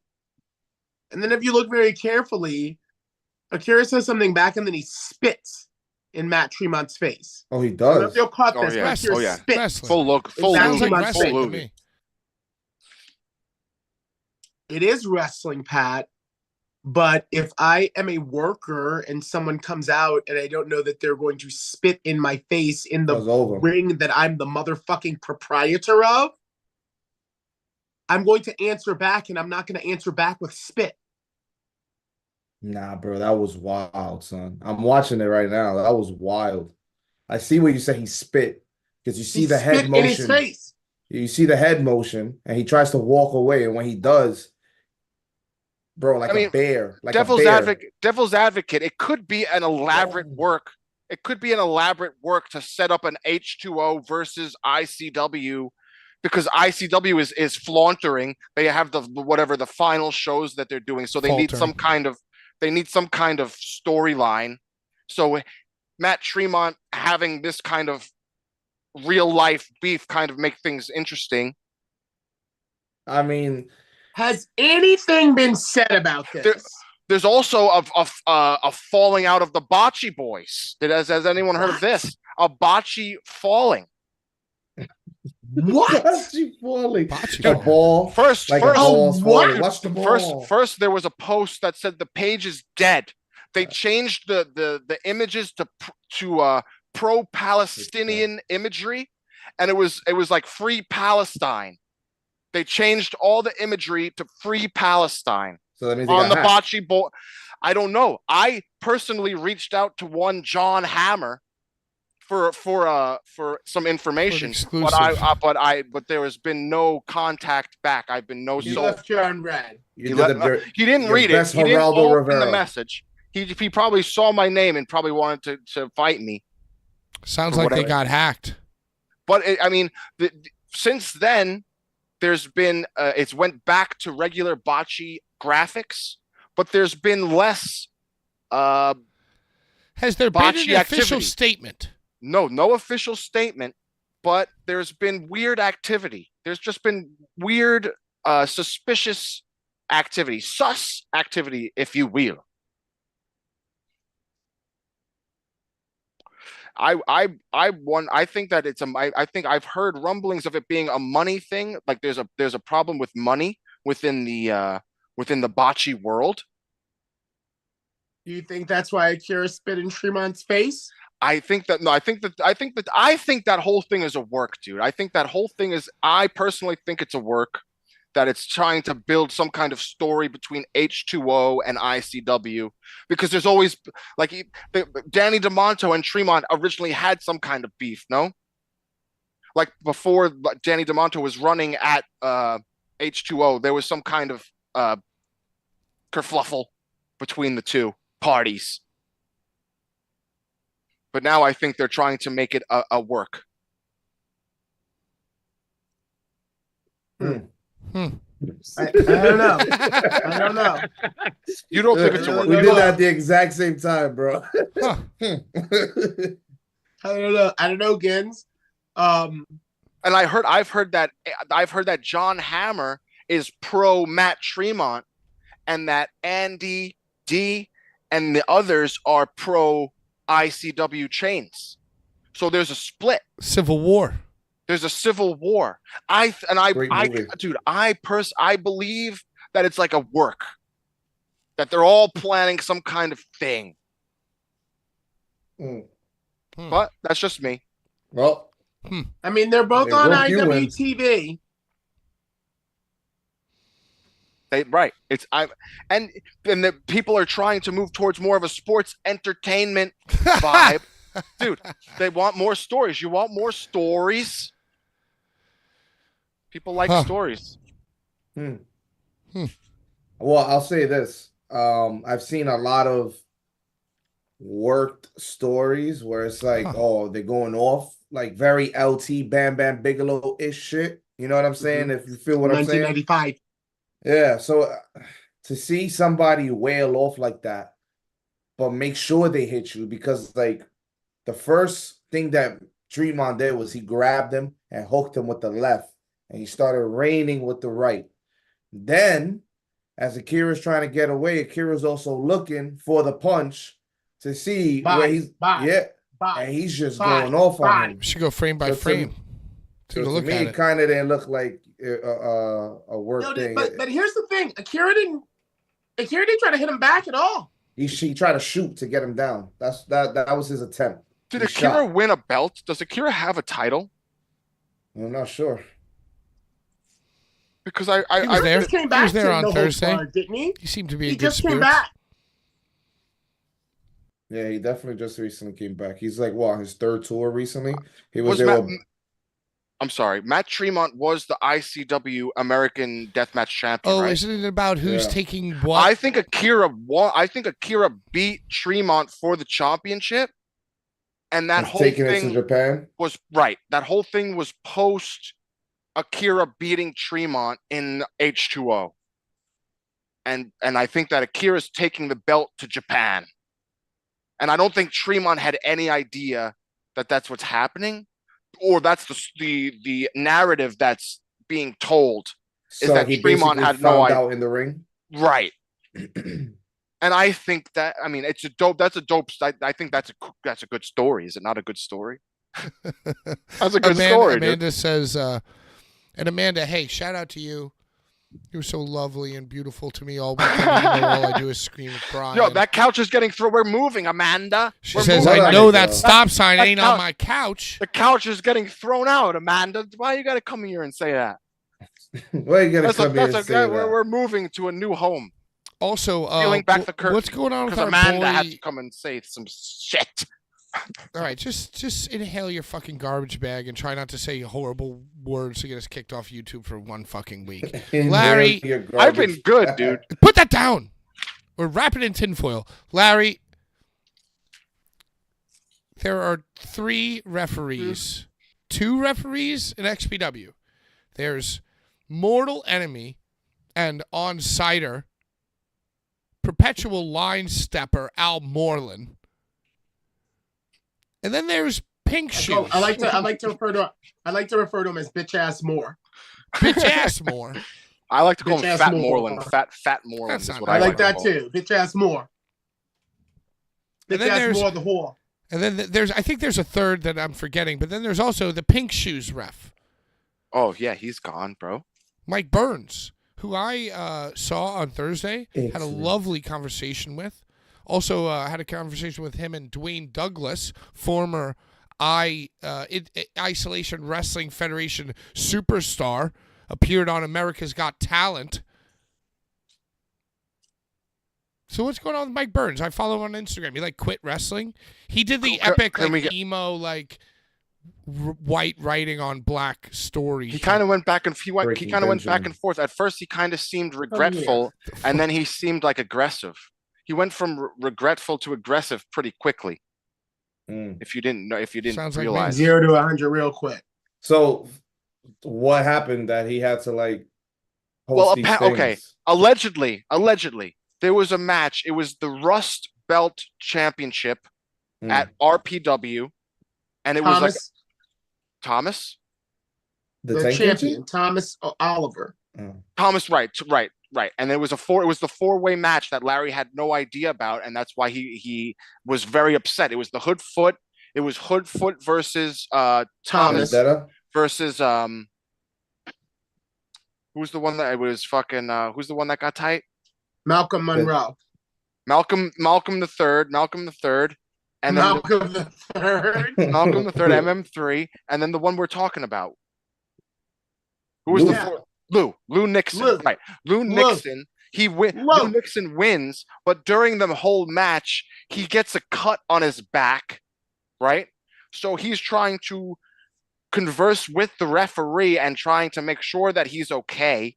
And I guess there was miscommunication because Lou Nixon was very upset because he was, I guess, more cut than he thought. Because when you're wrestling, you're obviously adrenaline is going. adrenaline, so you don't need. He probably doesn't even feel it, you know. But I mean, dude, as Hillbilly was like these guys that do substances before they work. Now, Brian. That's why he left. That's why he left, bro. He did something that he should not have done, and he stated that. He disrespected wrestling. That's what I mean. That's what you would consider if you. So Punk Rock Ref said he disrespected wrestling, and he's got to go. Right.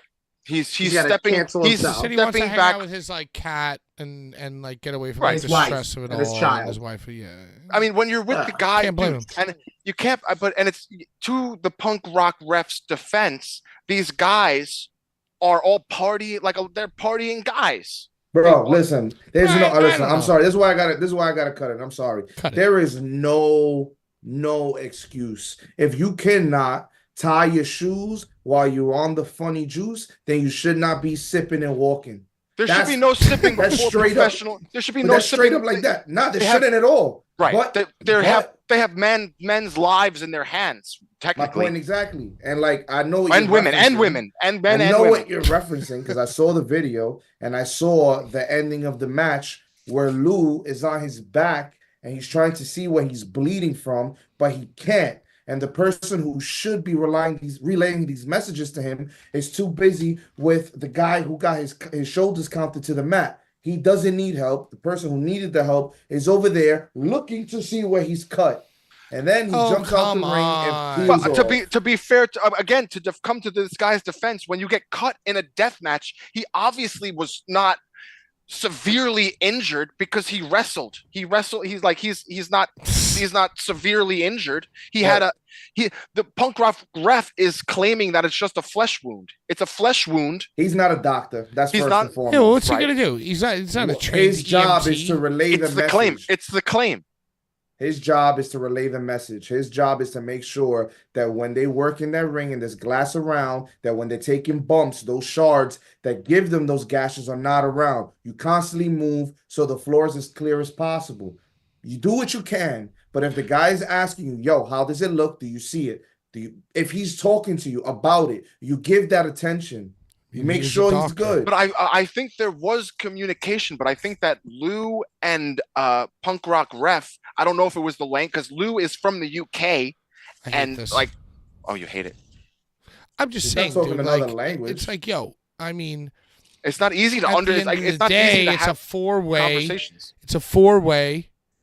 Everybody's hanging out. Everything's cool. Everything's fine, and we all know each other's secrets.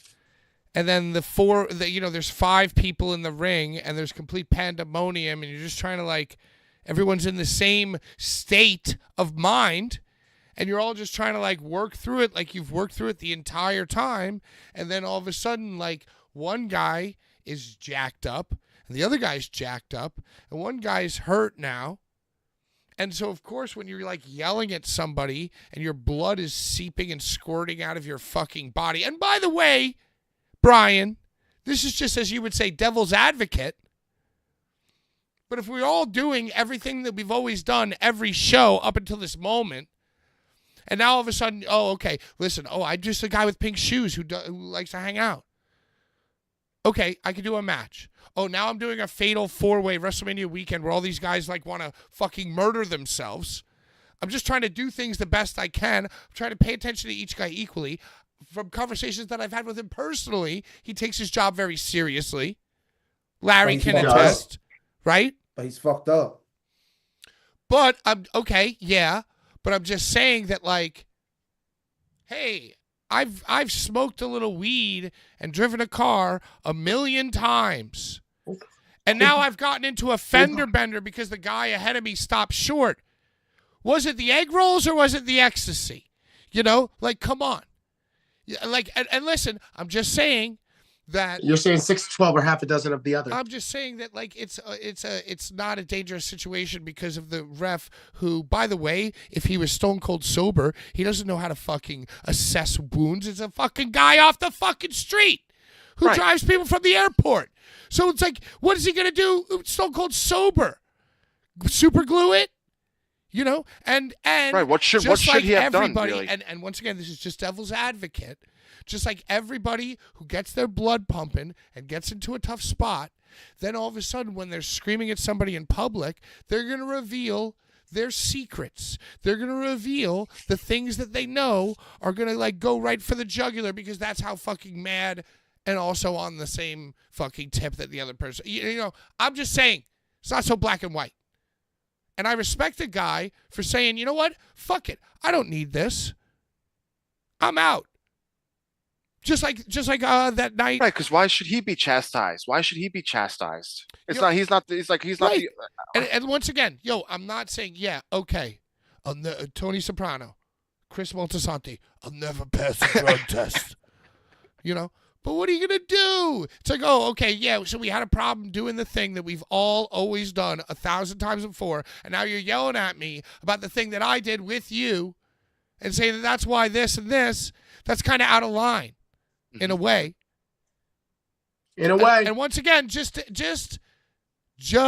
playing devil's advocate. Got to do it.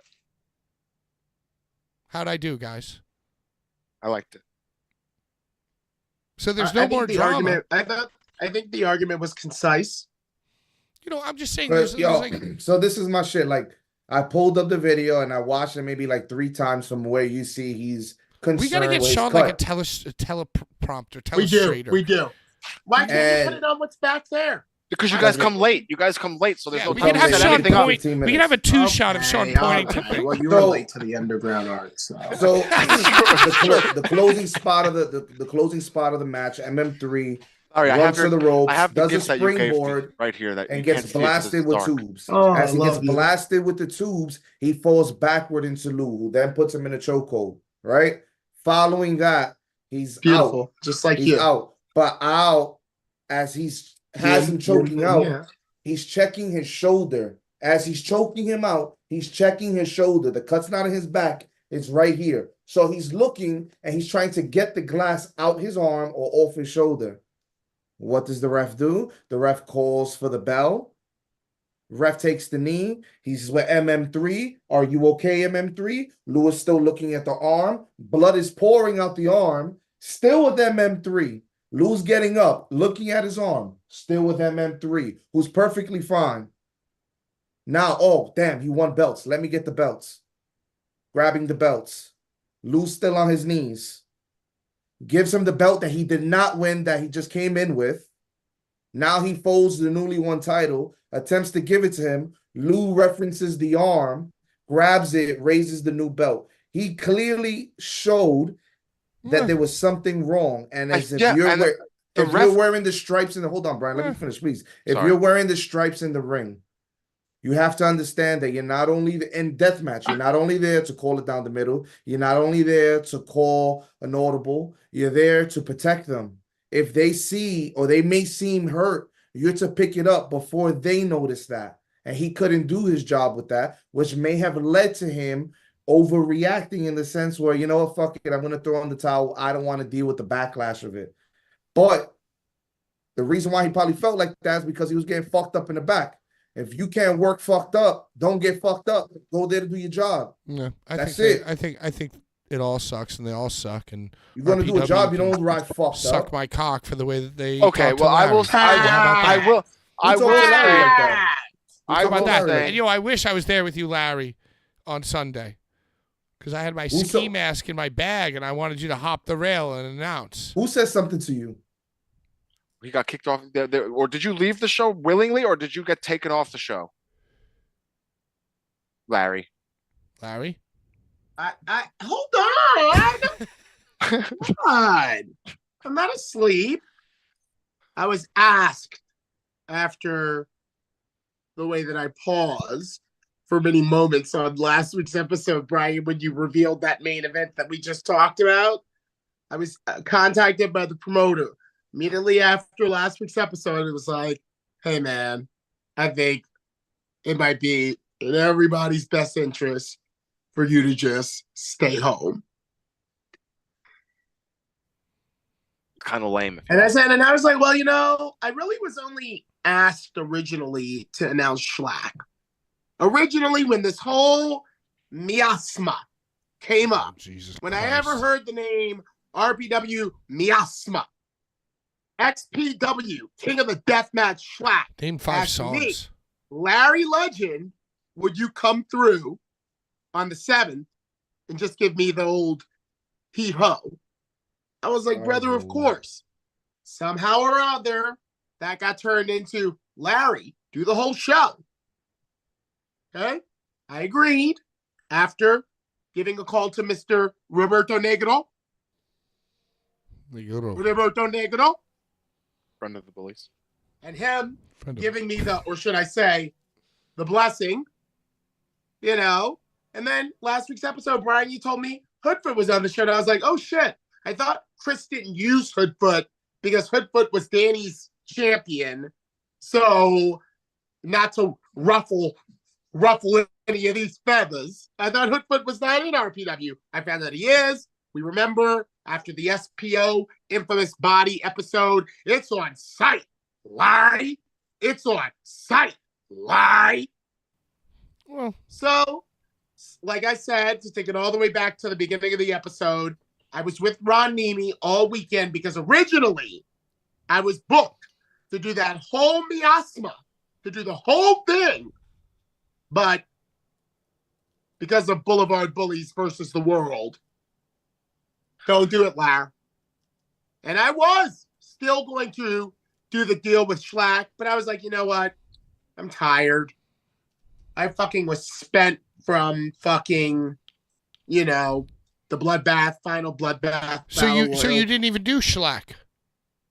No, I didn't do anything. Oh. I dropped Ron Nemi off in a fucking Mercedes Benz, and then I left. I went to the coffee shop near the fucking university. Then I went to the Crown Fried Chicken, and I ate like a king. You get it? I went to the Crown and ate like a fucking put on King your fucking Henry crown, VIII chicken I am. crown. Right. I want to get another. I want to get another White Claw. I know we're going over. I'll be back. Yeah, Go get one. Blvd Bullies versus the World After Mania Special Edition.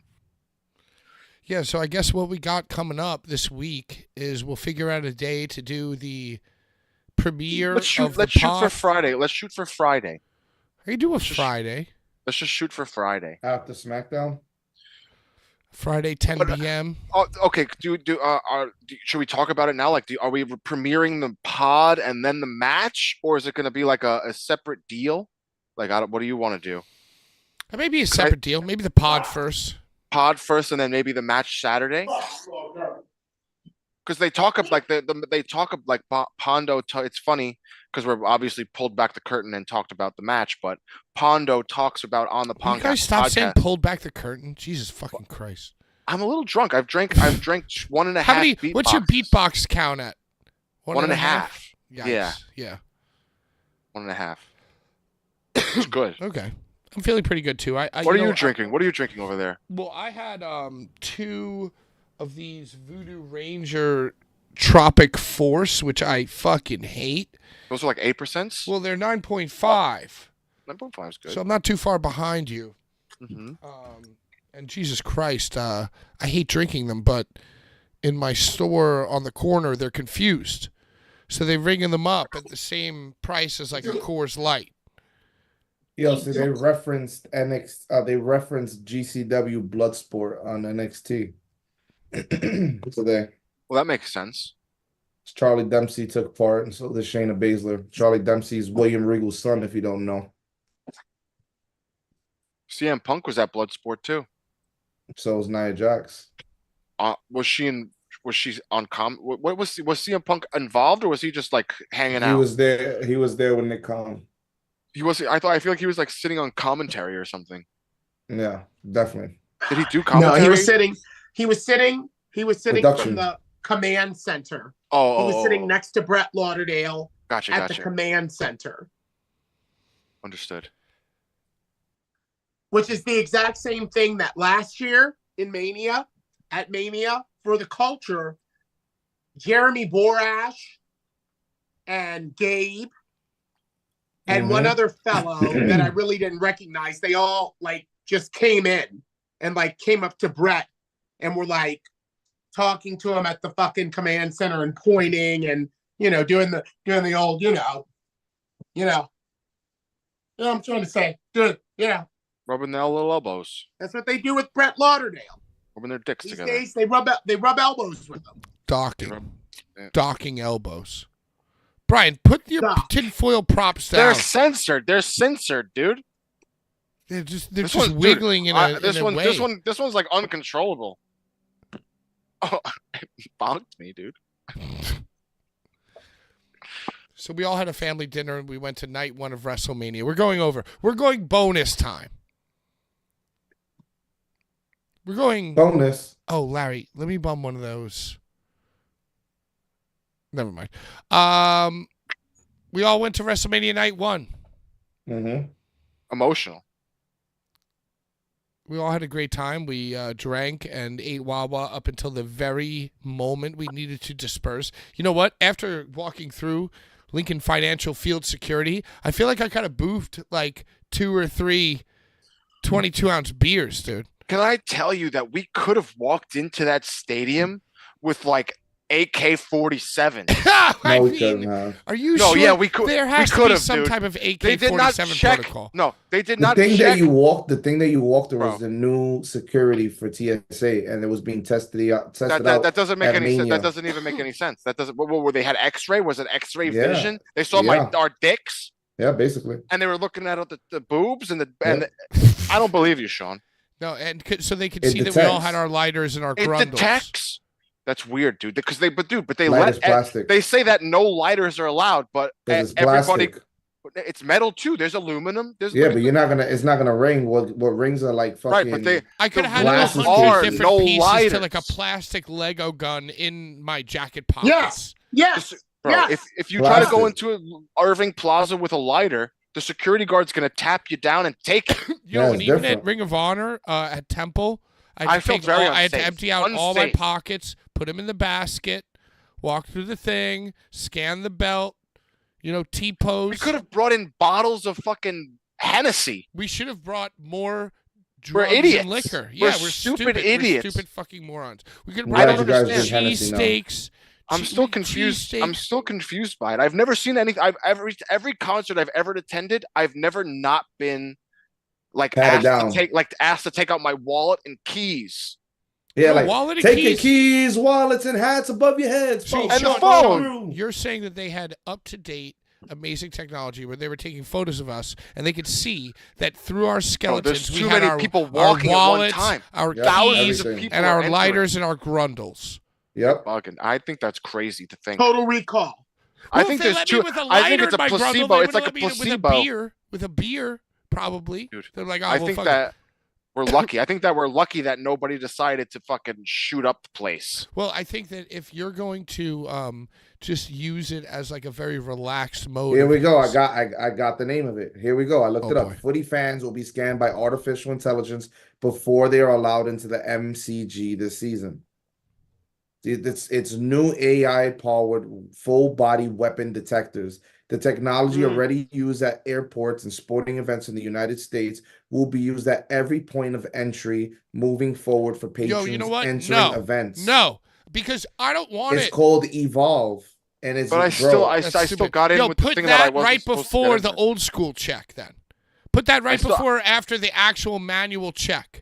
I still got in with what I wasn't supposed to get in with, Sean. So it's failed technology. What did you get in with? Lighters. Lighters are not allowed. Thing in the case plastic, though. It's metal. And we've been bamboozled for years, putting them in those little bins when they're not something that gets detected. Failed technology.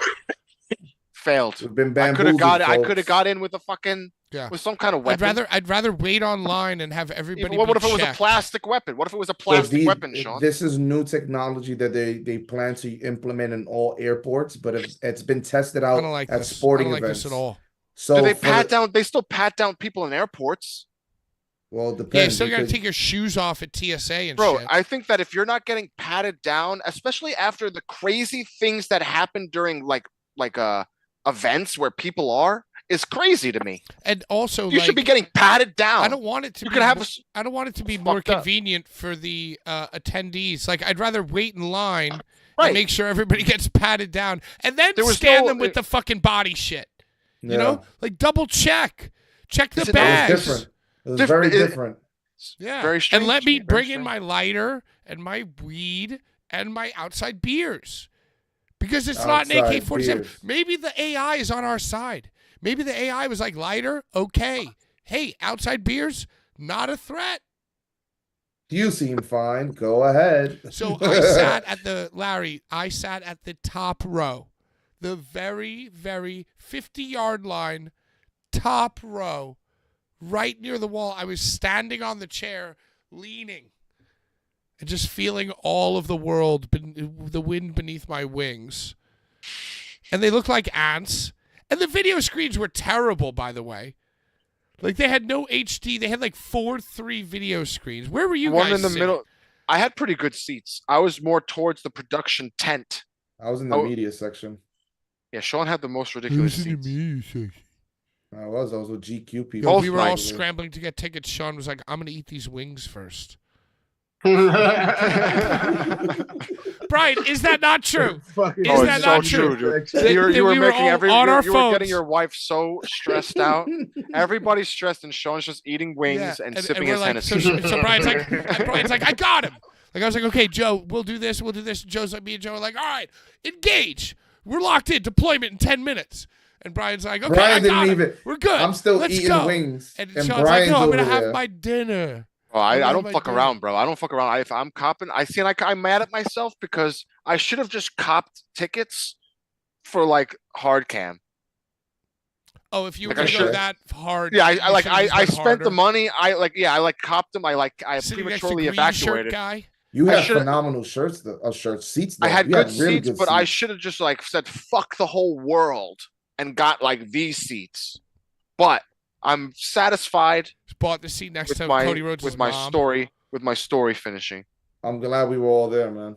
We were all, but Larry wasn't Sean, there. He was there in spirit. yeah, I had Larry's yeah, head. I was there. Larry was there in spirit. Sean, So Sean, a little So- bit of trivia. What is the Huh. last Mania where both titles, whether it was on the same Ooh. night or separate nights, what's the last Mania where both titles changed hands? I want to say, um, Chat, opened it up to the chat too, if you know. What's the question? I It's- wasn't paying attention. Both What is the last Mania? Was it whether it was 28? a 2-night Mania or a single night Mania, where both titles, like the both world titles, like Seth lost his and Roman lost his. The last Mania where both titles changed hands at that Mania. And Oh, IC did too. You just kind of blew my mind that Seth and Roman lost their titles, and Seth was the ultimate demise of Roman. Yo, that during was his so funny, match. dude. It's so funny that he had the whole entrance. 25, And he like maybe. completely like cosplayed, like the guy was like held together by like band-aids. Cosplayed 25? as his 10-year-old character, got in the ring, and in I think real you're right, time, you're right. in It real was time, such good, Right, dude. That's 25? legendary storytelling. Cena, Big Show, Edge, right? Oh, Cena wow. wins the world title, and then who's in the other match? Triple H and Orton. I Pork Chop believe. City is saying Mania 21. Larry, you know the answer to this question. I could don't. be. I'm seriously asking. I have no clue. I was 21 asking. Cena. 21 Cena beats JBL, Hmm. and then the world title Batista beats Triple H, So is it and then 21 and then in 22, Doesn't seem that Rey uncommon. Mysterio beats Randy. to have a double, dude? Yeah. Even the just John only Cena one retains. belt, only one, two belts didn't change. Logan Paul retained and Rhea Ripley retained, and every other belt Perfect. changed. And they split the tag team. Right, new, but it was both new. It was both new tag Yo, team champions. dope ladder match, man. Oh, It was, dude. The matches of the night were that ladder match and the Sami Zayn, Gunther, and I guess The Rock. The Rock was just insane. The entrance. It was all entrance. It was Dude, the match is a good 10-minute match. match that they spent an hour 10 doing. minutes? It felt like an It was like hour. an hour. It was like a No, but that's what I'm 45 saying, minute It was match. 40. It was 45 minutes that they had. The actual action was 12. It was That's 12 it? minutes of in-ring Right, action. that's what they were. Well- That's like the saying, which is true. It was all it was very entrance, cool all though. entrance. I mean, because it was the fucking Rock. But I think what's going to be cooler is Rock versus Cody. No, Saudi. I'm over it. I'm over Dude, it. Rock. I mean, dude, it'll Didn't come Rock back. say he had to go away? Didn't Rock say I've got to go away for a little Yo, while? dude. Yeah, he had to Raw go was film. awesome too. but he handed Cody. He handed Cody a gift. Black Adam Condom. ticket. Black Adam DVD. Look at this cool picture I got. It's the ticket to Saudi Arabia. Ugh. Did you see what that fire was? If you look It from was the above, Brahma Bull. yeah, I saw a photo. You know what of it was? It was a giant satanic worship Yeah, stage. yeah. That's the That's first thing I exactly what it thought. was. What we're Illuminati. witnessing is like everybody's so happy that the owner of the company and the champion are both white again. It's like Cody Rhodes is the antichrist of all this shit, dude. He is a fucking born and bred android. He is Skynet. He Yeah, is but dude, the it's good beginning shit. of the end, dude. Even his music. Yo, the only thing The holding this fucking entire world together was that people still booed John Cena.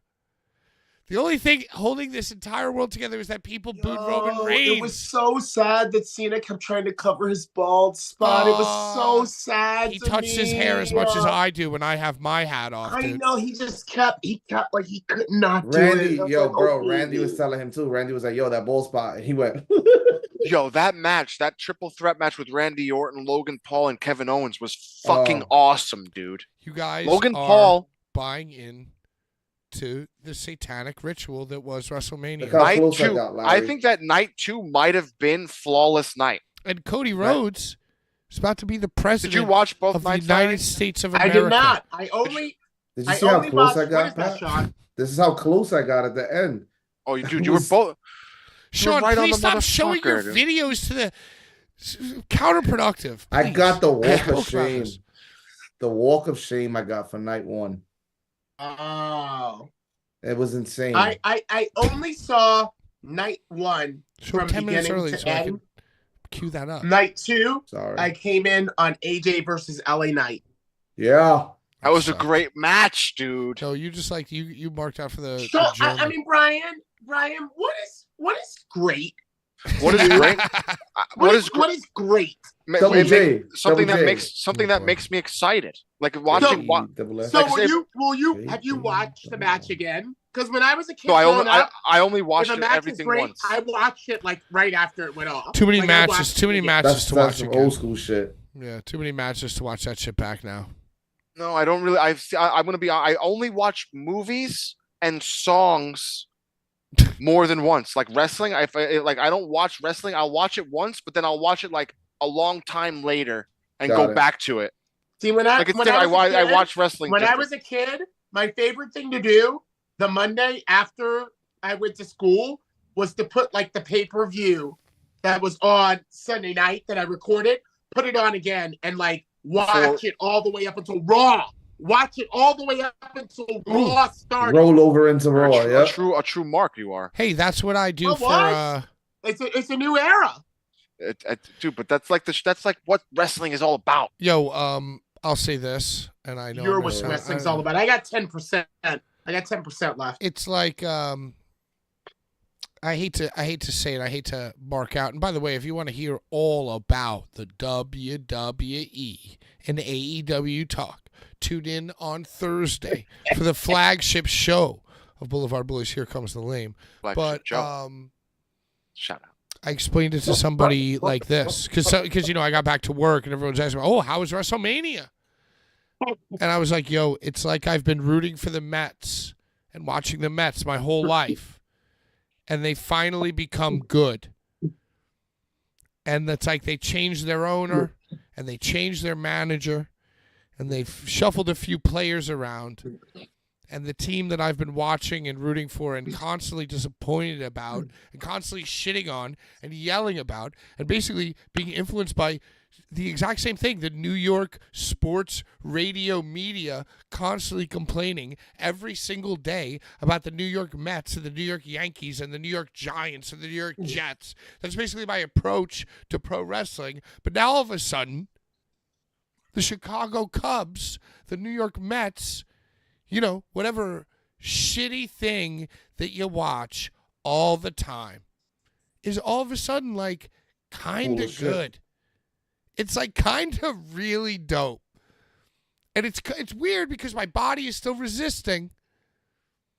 But that's the way I feel. It's like the New York Mets are now good. You know what I mean? Like Triple H and everybody talked about the new era. See, but just I'm gonna say, just like you ruined the Dudley Boy. You said that Bubba Ray was gonna come the first night. You tainted that, and then you said the second night that Stone Cold was gonna come. You tainted that. So I think that you saying that this Mets it's gonna be like the Mets, you've already tainted the whole. Oh, it's not gonna thing. be good. It's gonna be ruined. You've jinxed it. It's gonna be what happened, and now it's just downhill from here. Yeah, you think that Cody's just gonna be annoying now? Mm-hmm. I think Cody's ruined. There was no blood. There was no blood at this fucking bloodline WrestleMania match. Roman had a little nosebleed. Was there? They made the bloodbath on Raw. Is that ridiculous? No. No, they just did it for the clips. Dude, the whole thing where Cody Rhodes should have been a bloody mess in front of his mother. Night one. And they ruined the whole thing. We were so sure that we were going to have a super evil night one, and it wasn't that evil. It wasn't even that evil, dude. Yeah. Evil won. Evil did win. Evil did win. And then they started night 2 with Evil winning again. Dude, night 2 with the Money in the Bank to start, and then Bubba Ray coming in as the special guest. You mean Alex Jones? Alex Jones. Dude. What's the chances of that happening after you said that the Dudleys were going to come for night 1? I knew they were going to Wait, what happened? Pat Bully was said, there? I was being crazy. Ray, I was being crazy. You obviously weren't because he came out for night 2. What? Yeah, he was the I told y'all I guest. started at LA Knight versus fucking what happened? He was announced the special guest referee for the street fight. It was the Philly street fight. And then they did the whole tables thing at the end. He put on the fucking Bubba Ray glasses. It was a street fight before between the Street Profits and Bobby Lashley, and Karrion Kross and Apocalypse Brothers or whatever, right? And they did a Philly street fight 6-man, and the special guest referee was Bully Ray, and the commentator was Snoop Dogg. And the commentator was Snoop Dogg. They brought out Snoop Dogg. Dude. They literally brought out all the surprises for night 2. There was not one surprise for night 1. That's how they get you to stay, bro. You can't. That's we bullshit. Fucked ourselves with night 1. But you know what? We got goddamn bullshit. We got the true you did rock. Wrestle, not the Mania. We got the main. We got the climax, the final rock. 9:15. Larry's on the top. Well, Larry's on it. Larry's on it. Well, I'm a pro. I gotta listen. We're gonna go all the way to 9:30 or some shit. And next thing you don't know, give it's them more than they time can to go chew. to You work let them tomorrow. What's that, Larry? You wanted to go to 9:30? I'm off tomorrow. And then if I don't keep us abreast, we will. Just reveling in Mania, talking Mania. What about the flagship show? You want to talk about the flagship show? That's where the Mania talk is. That's where. Hey, last thing. What about Tony showing the footage? Are y'all going to tune in tomorrow night to see if Tony shows this fucking footage? Right? I got to see this footage, Larry. I do too. I don't think it's a good idea. I don't think it's when Punk was, but when Punk was talking to Ariel, I was like, "There's no way he calmly walked up to him and was like, hey man, why you got to do that internet stuff?" So what do you think? So Larry, what do you tell me, Larry, in your expert fucking 20+ year Hall of Fame opinion? What do you think this footage? Because, by the way, there was speculation and reporting that this footage was not going to be a bait and switch. And tonight, right before we went on the air, Tony Khan tweeted himself that it's time that everybody saw what happened and who was affected, and it's not fake, and it's not a bait and switch. So what do you expect to see, Larry? He better deliver. Stand What up do you and deliver. What do you expect? What do you think? Dude, I expect to see the footage. Yeah, what? CM Punk beats the shit out of Jack Perry and then But- shoves all the no, monitors on just Tony like puts Khan's him in a lap. cold, But, dude. wait. Isn't there like legal involved about all of this? Like, aren't there like lawyers like in NDAs and shit where like is that all like fucking I don't know because Punk spoke freely about it.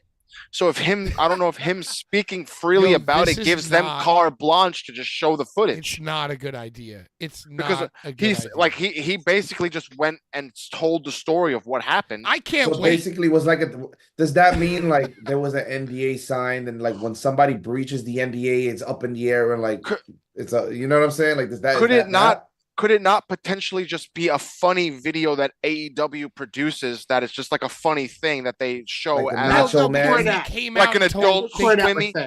they came out and told everybody a young Bucky parody, Like a parody funny Yes, thing a where somebody's parody. dressed as CM Punk.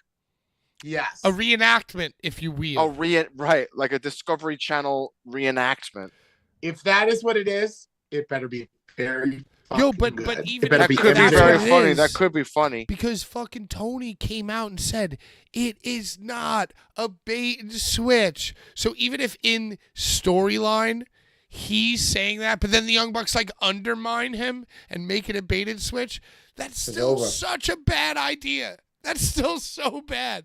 All right, Pat, take us home though, because my phone about to die. You're sick and tired of being sick and tired. No, I know my phone's about to die, bro. I'm not plugged in. I Hey, gotta do shit. You know what? We just survived WrestleMania weekend. And yo, bro, Oh, go ahead. Stephanie McMahon is back. That's what I wanted to say. Stephanie McMahon is back. And you know what? She came out. Best friend. She came out night two, Lauderdale's best friend, bro. Steph. She came out night two and said how much nicer it is outside than it is before night one, bro. And all she did was make me tight. So it was absolutely freezing on fuck Friday, you, Stephanie Saturday. McMahon. Hey, put that down, Brian. I will say, get out of here. Triple H. This is Triple H era. You look at her eyes and you see Vince behind her eyes. It's the Triple H era, the Paul Levesque era, if you will.